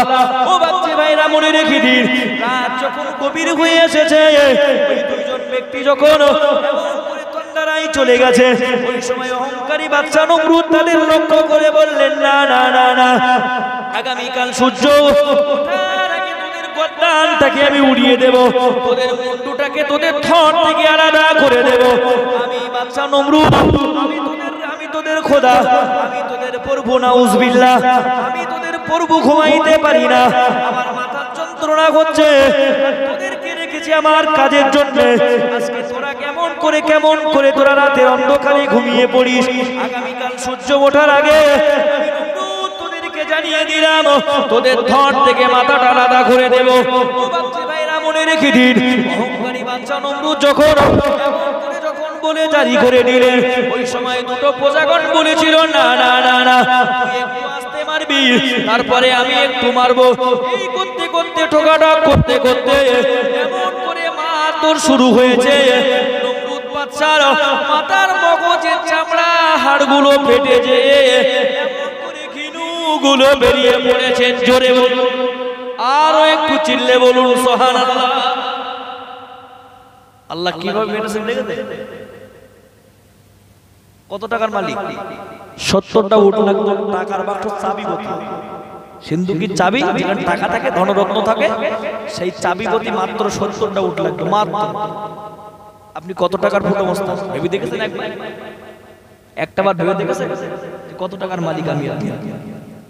ওই কবরে যেতে হবে না, ওই কবরের বাসিন্দা বেনে যেতে হবে না, না জানি কোন সময় কোন মুহূর্তে মসজিদের খাটিয়ায় আমার আপনার বাড়ির আঙিনায় পৌঁছাবে কেউ জানি? আমার পিতা ছিল তাই দুনিয়াতে আসতে পেরেছি, আমি আছি তাই আমার সন্তানরা হচ্ছে, ঠিক কিনা? কিন্তু আমার পিতা আগে যাবে না আমি আগে যাবে কোনো গ্যারান্টি আছে? দুনিয়াতে আসার একটা সিরিয়াল আছে, কিন্তু যাবার কোনো সিরিয়াল নেই।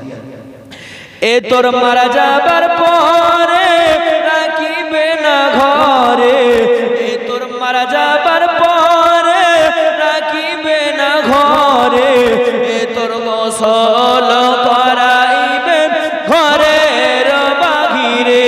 ঠিক না? লাখ টাকার খাটের উপরে শুয়ে থাকলেও মরণের পরে নিচে নামিয়ে দেবে।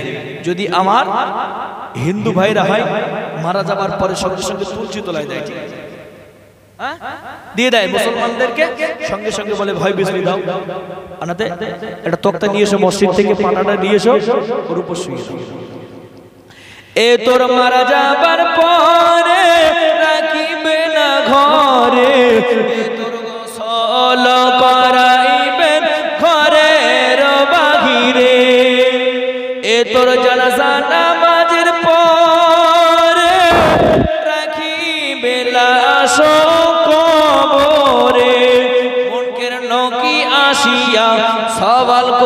বসায়া, মুনকের নকি আসিয়া সওয়াল করবেন বসায়া, এ তোর মারা যাবার পরে রাখিবে না ঘরে, এ তোর গোসল করাইবেন ঘরের বাহিরে।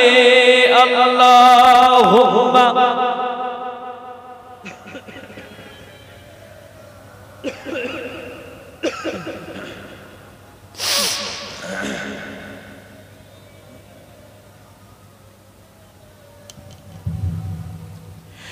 খুশবু খুশবু মিঠা মিঠা আমার দয়ার নবীজির নাম,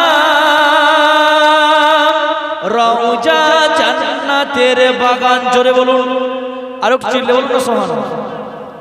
খুশবু খুশবু মিঠা মিঠা আমার দয়ার নবীজির নাম, জলসা জান্নাতের বাগান। জোরে বলুন সুবহানাল্লাহ। তে গরিয়ার অলি গলিতে আজ কতই না ধুমধাম, জলসা জান্নাতের বাগান। আল্লাহুম্মা সাল্লি আলা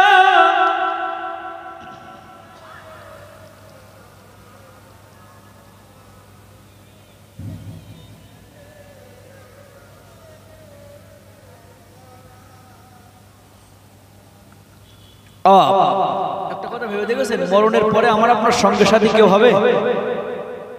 সঙ্গে সাথী কেউ হবে?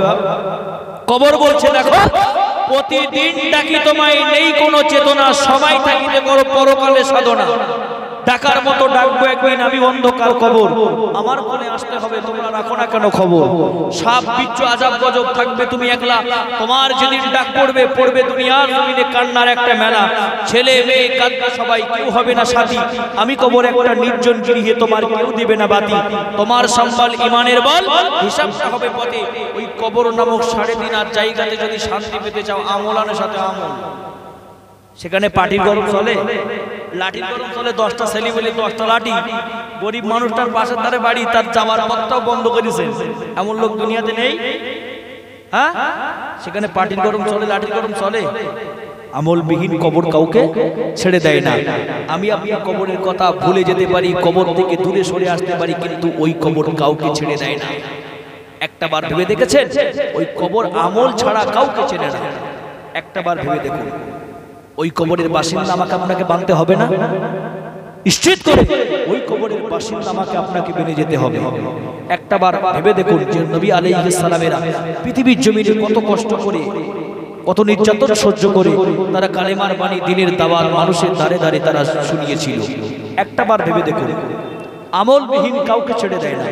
রাসূল করিম সাল্লাল্লাহু আলাইহি ওয়াসাল্লামের কলিজার টুকরা সন্তান খাতুনে জান্নাত সাইয়্যিদাতুন নিসা ফাতিমাতুজ জোহরা রাদিয়াল্লাহু তাআলা আনহা, তিনি ইন্তেকালের আগে হযরত আলীকে লক্ষ্য করে বলেছিলেন, স্বামীনি আলী, আমি ফাতেমা যখন ইন্তেকাল করব, মারা যাব, আমার ইন্তেকালের পরে আমার জানাজার নামাজটা রাতের বেলা করবে।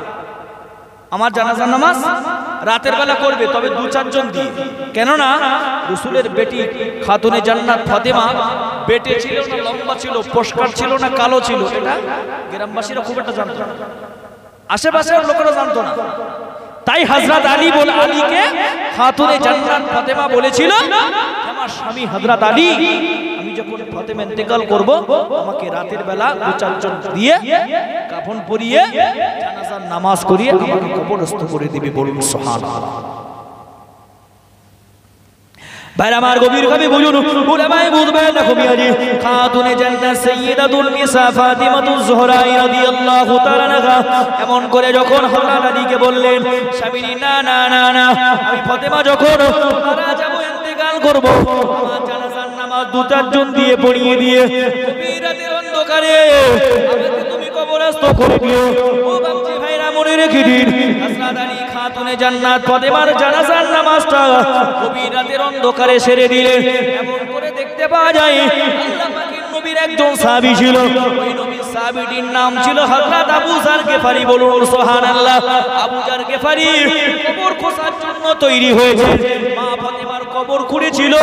আল্লাহ পাকের নবী সাহাবী হযরত আবু যার গিফারি কবরটা খোঁড়া হয়ে গেল। আল্লাহ পাকের নবী সাহাবী হযরত আবু যার ভিতরে নেমে বললেন, এ কবরের মাটি না না না না না, ভিতরে কারে রাখবো জানিস? খবরদার কবর যেন ফাতেমার সঙ্গে বিয়াদবি করবি না, এই খবর তোর ভিতরে জেরে রেখে দেব। তিনি হলেন শেরে খোদা হযরত আলী কাররামাল্লাহু ওয়াজহুর স্ত্রী। খবরদার খবর, আলীর স্ত্রীর সঙ্গে যেন খবরদার খবর এই ফাতেমার সঙ্গে যেন বিয়াদবি করবি না। ও বাপ্তি ভাইরা মনে রেখে দিন, কবরের ভিতর থেকে কোনো আওয়াজ পাওয়া যায় না। আল্লাহ পাকের নবী সাহাবী আবু যার গিফারি আবার কবরের মাটিকে লক্ষ্য করে বললেন, এ কবরের মাটি না না না না, তোর ভিতরে আমি কারে রেখে যাব জানিস? গোটা দুনিয়ার জবান দিগির সরদার, জান্নাতের সরদার হবে ইমাম হাসান আর হুসাইন, সেই ইমাম হাসান আর হুসাইনের মারে রেখে যাব। খবরদার কবর যেন ফাতেমার সঙ্গে বিয়াদবি করবি না। ও বাপজি ভাইরা মনে রেখে দিন, কবরের ভিতর থেকে কোনো প্রকারের আওয়াজ আসে না। আল্লাহ পাকের নবী সাহাবী হযরত আবু যার আবার লক্ষ্য করে বললেন, কবরের মাটি তুই শুনে রাখো, তোর ভিতরে কারে রাখবো জানিস? গোটা দুনিয়ার যত নারী জাতি রয়েছে, এই গোটা দুনিয়ার নারী জিগের সরদারিনী জান্নাতীর যিনি হবে, সেই ফাতেমারে তোর ভিতরে রেখে যাব। খবরদার কবর বিয়াদবি করবে না। কবরের ভিতর থেকে কোনো আওয়াজ পাওয়া যায় না। ও আব্বাজান ভাইজানেরা মনে রেখে দিন, আল্লাহ পাকের নবী সাহাবী হযরত আবু যার গিফারি আবার কবরের মাটিকে সম্বোধন করে বললেন, কবরের মাটি না না না না না না, তোর ভিতরে যাকে রেখে যাব তিনি বলেন আখিরি জামানার পয়গম্বর নবী মুহাম্মদুর রাসূলুল্লাহ সাল্লাল্লাহু আলাইহি ওয়াসাল্লামকে কবর তোর ভিতরে রেখে যাব। একটা বারের জন্য যেন বিয়াদবি করবি না। তিনি হলেন সুপারিশের কান্ডারি, শাফিউল মুজনাবিন, রাহমাতাল লিল আলামিন, যে নবীর সুপারিশ ছাড়া আদম আলাইহিস সালাম থেকে ঈসা নবী পর্যন্ত নবী জান্নাতে যেতে পারবে না। এ কবর এইরকম একজন ব্যক্তির মেয়ে, তোর ভিতরে রেখে যাব। খবরদার বিয়াদবি করবি না। ও বাপ্পাজান ভাইজানেরা মনে রেখে দিন, ওই সময় কবরের মাটি আল্লাহ পাকের নবী সাহাবী হযরত আবু যারকে লক্ষ্য করে বলেছিলেন, হে নবী সাহাবী আবু বকর, না না না না না, আমি খাতুনে জান্নাত ফাতেমারে চিনি না, ইমাম হাসান আর হুসাইনের মারে চিনি না, হযরত আলীর স্ত্রী চিনি না, নবী মুহাম্মদুর রাসূলুল্লাহ সাল্লাল্লাহু আলাইহি ওয়াসাল্লামের কন্যা ফাতেমারে আমি চিনি না। আমল যদি ভালো হয় আমার ভিতরে জান্নাতের বিছানা বিছিয়ে দেওয়া হবে, আর আমলটা যদি খারাপ হয় আমি কবরের মাটি এ প্রান্ত থেকে ও প্রান্ত যাব, আর ও প্রান্ত থেকে এ প্রান্ত আসবো। এমন ভাবে কবরের মাটি আমি চাপ দিতে থাকবো, একটা পাজরা আর একটা পাজরার সঙ্গে মিশে যাবে। এবার দেখেছেন? এবার চিন্তা ভাবনা করেন, যদি সহ্য করতে পারেন নামাজ পড়ার কোনো দরকার নেই, আর যদি না সহ্য করতে পারেন ফজর থেকে শুরু করে দেন। না জানি জোহর রক্ত পাবো কিনা তার কোনো গ্যারান্টি আছে? যদি সহ্য করতে পারেন যে ওই মাটি চাপের সহ্য হবে আমার, তাহলে নামাজ পড়ার কোনো প্রয়োজন নেই। আপনার একটাবার ভেবে দেখুন, হাজি হতে পারেন, ডাক্তার হতে পারেন, মাস্টার হতে পারেন, ইঞ্জিনিয়ার হতে পারেন, ব্যারিস্টার হতে পারেন, সবকিছু হতে পারেন। মক্কা মদিনা হেজাজ তাইফ পাড়ি দিয়ে এসেছেন, আপনি হাজি হয়েছেন। বাড়িতে এসে দুটো রাকাত নামাজে, একটা রাকাত নামাজে 15 পারা, আর একটা রাকাত নামাজে 15 পারা, 30 পারা কোরআন 2 রাকাত নামাজে খতম করেছেন। আপনার সন্তানটা যদি না নামাজি হয়, কিয়ামতের ময়দানে এই যে দুনিয়াতে এত আমল করা সত্ত্বেও ওই সন্তান তোমাকে জাহান্নামী বানাবে। এই কথা ভুল না ঠিক? ভেবে দেখুন বাপ, সময় থাকিতে করো পরকালে সাধনা, সময় চলে গেলে আর কিন্তু পাওয়া যাবে না। একটাবার ভেবে দেখুন, মানুষের বয়স ওঠে না পড়ে? হ্যাঁ, যে বাচ্চা কালকে ভূমিষ্ঠ হয়েছে ওর বয়স উঠছে না পড়ছে? পড়ছে না? একটাবার ভেবে দেখুন বাপ, শুধরে যান, নামাজি হয়ে যান, আল্লাহওয়ালা হয়ে যান। যদি নামাজি হতে পারি, নিশ্চিত মনে রাখুন ইহকালেও শান্তি রয়েছে, তথা পরকালের জমিনেও শান্তি রয়েছে। সেখানে শুয়ে শুয়ে কিন্তু শান্তি নেই। কোথায় বলে সুখ স্বপ্নে আর শান্তি শ্মশানে। আবার শ্মশানে কি শান্তি আছে? হ্যাঁ, শ্মশানে শান্তি পাওয়া যাবে? বলছি সুখ স্বপ্নে আর শান্তি নাকি শ্মশানে?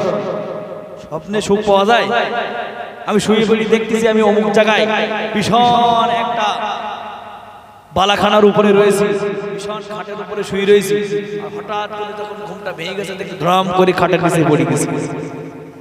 এই তো সব একটা বার ভেবে দেখেছি, চিন্তা করুন, শুধরে যান, ভেবে দেখুন একটা বার। ভাই আমার গভীর ভাবে বুঝুন, ভোলামায় বুঝবেন দেখো মিয়াজি, যে কথা বলতে বলতে আপনাদেরকে এতটা লম্বা করে দিয়েছি। ও আব্বাজান ভাইজানেরা মনে রেখে দিন, আল্লাহ পাকের নবী হযরত ইব্রাহিম আলাইহিস সালাম এমন করে যখন বাদশা নমরুদ যখন দুনিয়া জমিন থেকে বিদায় নিয়েছে, এক এক করে দেখতে পাওয়া যায় বাদশা নমরুদের প্রজাগণ পুরস্কারগণ একে একে আস্তে আস্তে করে আল্লাহ পাকের নবী হযরত ইব্রাহিম আলাইহিস সালামের হাতে হাত দিয়ে কালমা পড়ে তারা ঈমান এনেছিলেন। বলুন সুবহানাল্লাহ। ও বাচ্চা ভাইরা মনে রেখে দিন, আল্লাহ পাকের নবী হযরত ইব্রাহিম আলাইহিস সালাম কেনান শহরে কিছুদিন থাকলেন, ইরাকের জমিনে, মিশরের জমিনে আল্লাহ পাকের নবী হযরত ইব্রাহিম আলাইহিস সালাম ইসলামের বাণী দিতে লাগলেন, কালেমা দাওয়াত দিতে লাগলেন। আল্লাহ পাকের নবী ইরাক, সিরিয়া, বসরা এমন করে কেনান শহর যখন কালেমা দাওয়াত দেওয়া হয়ে গেল, আল্লাহ পাকের নবী হযরত ইব্রাহিম আলাইহিস সালাম একদিন বাড়িতে চলে আসলেন। বাড়িতে চলে আসার পরে আল্লাহ পাকের নবী হযরত ইব্রাহিম আলাইহিস সালাম যে রাতের বেলা আম্মা জান হাজেরা আলাইহিস সালামের গৃহের ভিতরে যেদিন শয়ন করেছিলেন, ওই রাত্রিতে স্বামী স্ত্রীর মিলনের কারণে মহান আল্লাহ পাকের নবী হযরত ইসমাঈল আলাইহিস সালামকে হাজরা বিবির গর্ভে আল্লাহ পয়দা করেছিল। জোরে বলুন, আরো একটু চিল্লে বলুন সুবহানাল্লাহ। আল্লাহ পাকের নবী হযরত ইব্রাহিম আলাইহিস সালামের বড় বিবির নাম ছিল কি? সারা। এই সারা বিবির গর্ভে কোনো সন্তানাদি হয় নাই, যার কারণে সারার অনুমতি নিয়ে আল্লাহ পাকের নবী হযরত ইব্রাহিম আলাইহিস সালাম আম্মা জান হাজেরা আলাইহিস সালামকে বিয়ে করেছিলেন।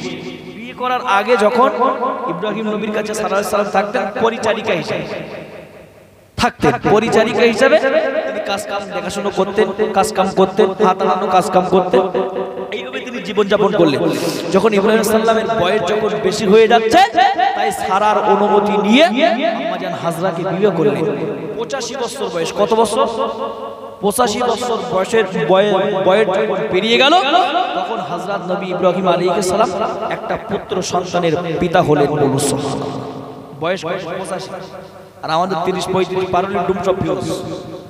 বুঝতে পেরেছেন? 85 বছর বুঝতে পারতেছেন? তখন পিতার বাপ হচ্ছে হযরত নবী ইব্রাহিম যখন মায়ের গর্ভে যখন সন্তান রয়েছে, তখন হযরত নবী ইব্রাহিম আলাইহিস সালাম হাজরা আলাইহিস সালামকে খুব যত্ন করেন, আহ্বান করেন, সারা আলাইহিস সালামকে করেন।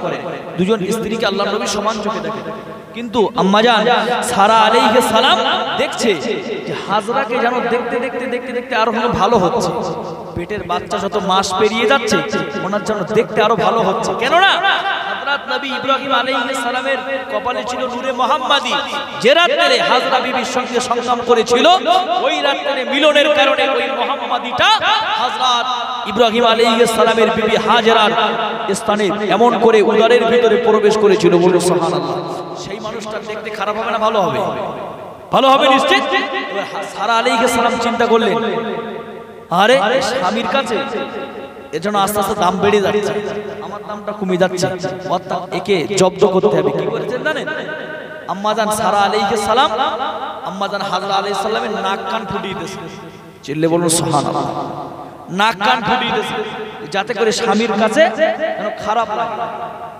বুঝতে পেরেছেন? নাক কান ফুটিয়ে দিয়েছে।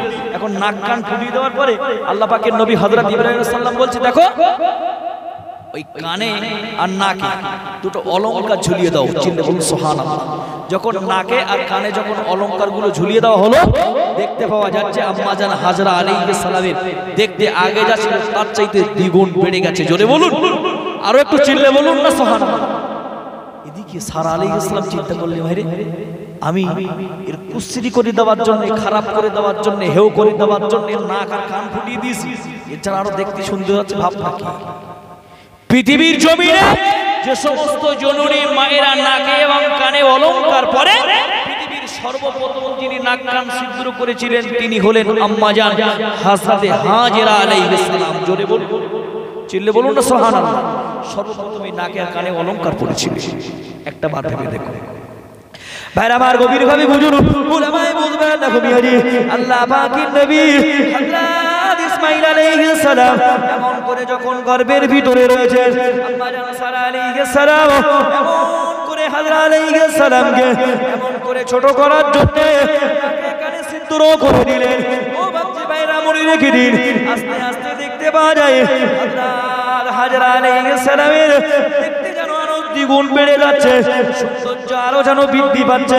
ও বাচ্চা ভাইরা মনে রেখে দিন, হযরত নবী ইব্রাহিম আলাইহিস সালামের এমন করে যখন বিবির গর্ভে, এমন করে হাজরা আলাইহিস সালামের গর্ভে যখন আল্লাহ পাকের নবী হযরত ইসমাঈল আলাইহিস সালাম চন্দ্র দুনিয়া জমিনে ভূমিষ্ঠ হয়ে গেলেন।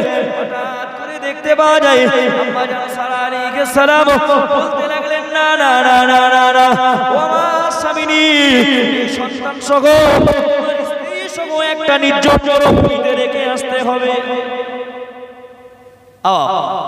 একটাবার কথা চিন্তা করেছেন?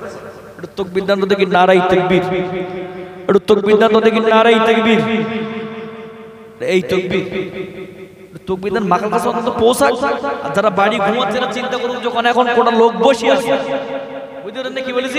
যেহেতু হুজুর এসছে আর বিরক্ত করব না, হুজুরকে বসিয়ে রেখে স্টেজে বক্তব্য করাটা বিয়াদবি, বুঝতে পেরেছেন? যেহেতু হুজুর এসছে, তাকবীর দান তো দেখি, নারায়ে তাকবীর। আরে নারায়ে তাকবীর,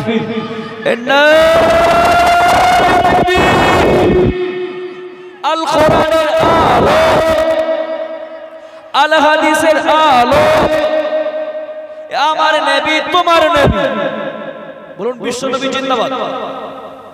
আমার নবী তোমার নবী, নারায়ে তাকবীর। আব্বাজান ভাইজানেরা, যতটুকু আলাপ আলোচনা করেছি ভাষাগত দিক থেকে ভুল ত্রুটি হয়ে গেলে নিজের ঘরের সন্তান মনে করে ক্ষমা করবেন। যদি কোরআন ও হাদিসে গণ্ডির ভিতরে যদি বলতে যে কোথাও কোনো ভুল ভ্রান্তি হয়ে থাকে, নিশ্চিত যিনি ক্ষমা করার যোগ্য আহকামুল হাকিমিন সেই রব্বুল আলামিন আল্লাহর কাছে নিশ্চিত আমি ক্ষমা চাইব। সেদিকে লক্ষ্য করুন, আমাদের মঞ্চে এসে উপস্থিত হয়েছেন বাংলার একজন বিখ্যাত ওয়াইজি। তিনি বাংলার বিভিন্ন প্রান্তরে ওয়াজ নসিহত করে বেড়ান, জনাব হযরত মাওলানা মাসুম বিল্লাহ সাহেব। তিনিও গত বছর এই জলসায় ছিলেন। আল্লাহ পাক আমার মতো অধম গুনাহগারকে গত বছর এই জলসায় আমি এসেছিলাম, এবছর আল্লাহ পাক নিয়ে এসেছেন, তাই আসতে পেরেছি আপনাদেরই নেক দোয়ায়। আল্লাহ পাক রব্বুল আলামিন যেন আমাদের প্রত্যেককে শোনার থেকে বোঝার থেকে আল্লাহ পাক যেন বেশি বেশি আমালে পরিণত করার তৌফিক দান করেন। সকলে বলুন আল্লাহুম্মা আমিন। সকলে উচ্চ আওয়াজে মহব্বতে একটু দুরূদ শরীফ পড়েন, আল্লাহুম্মা সাল্লি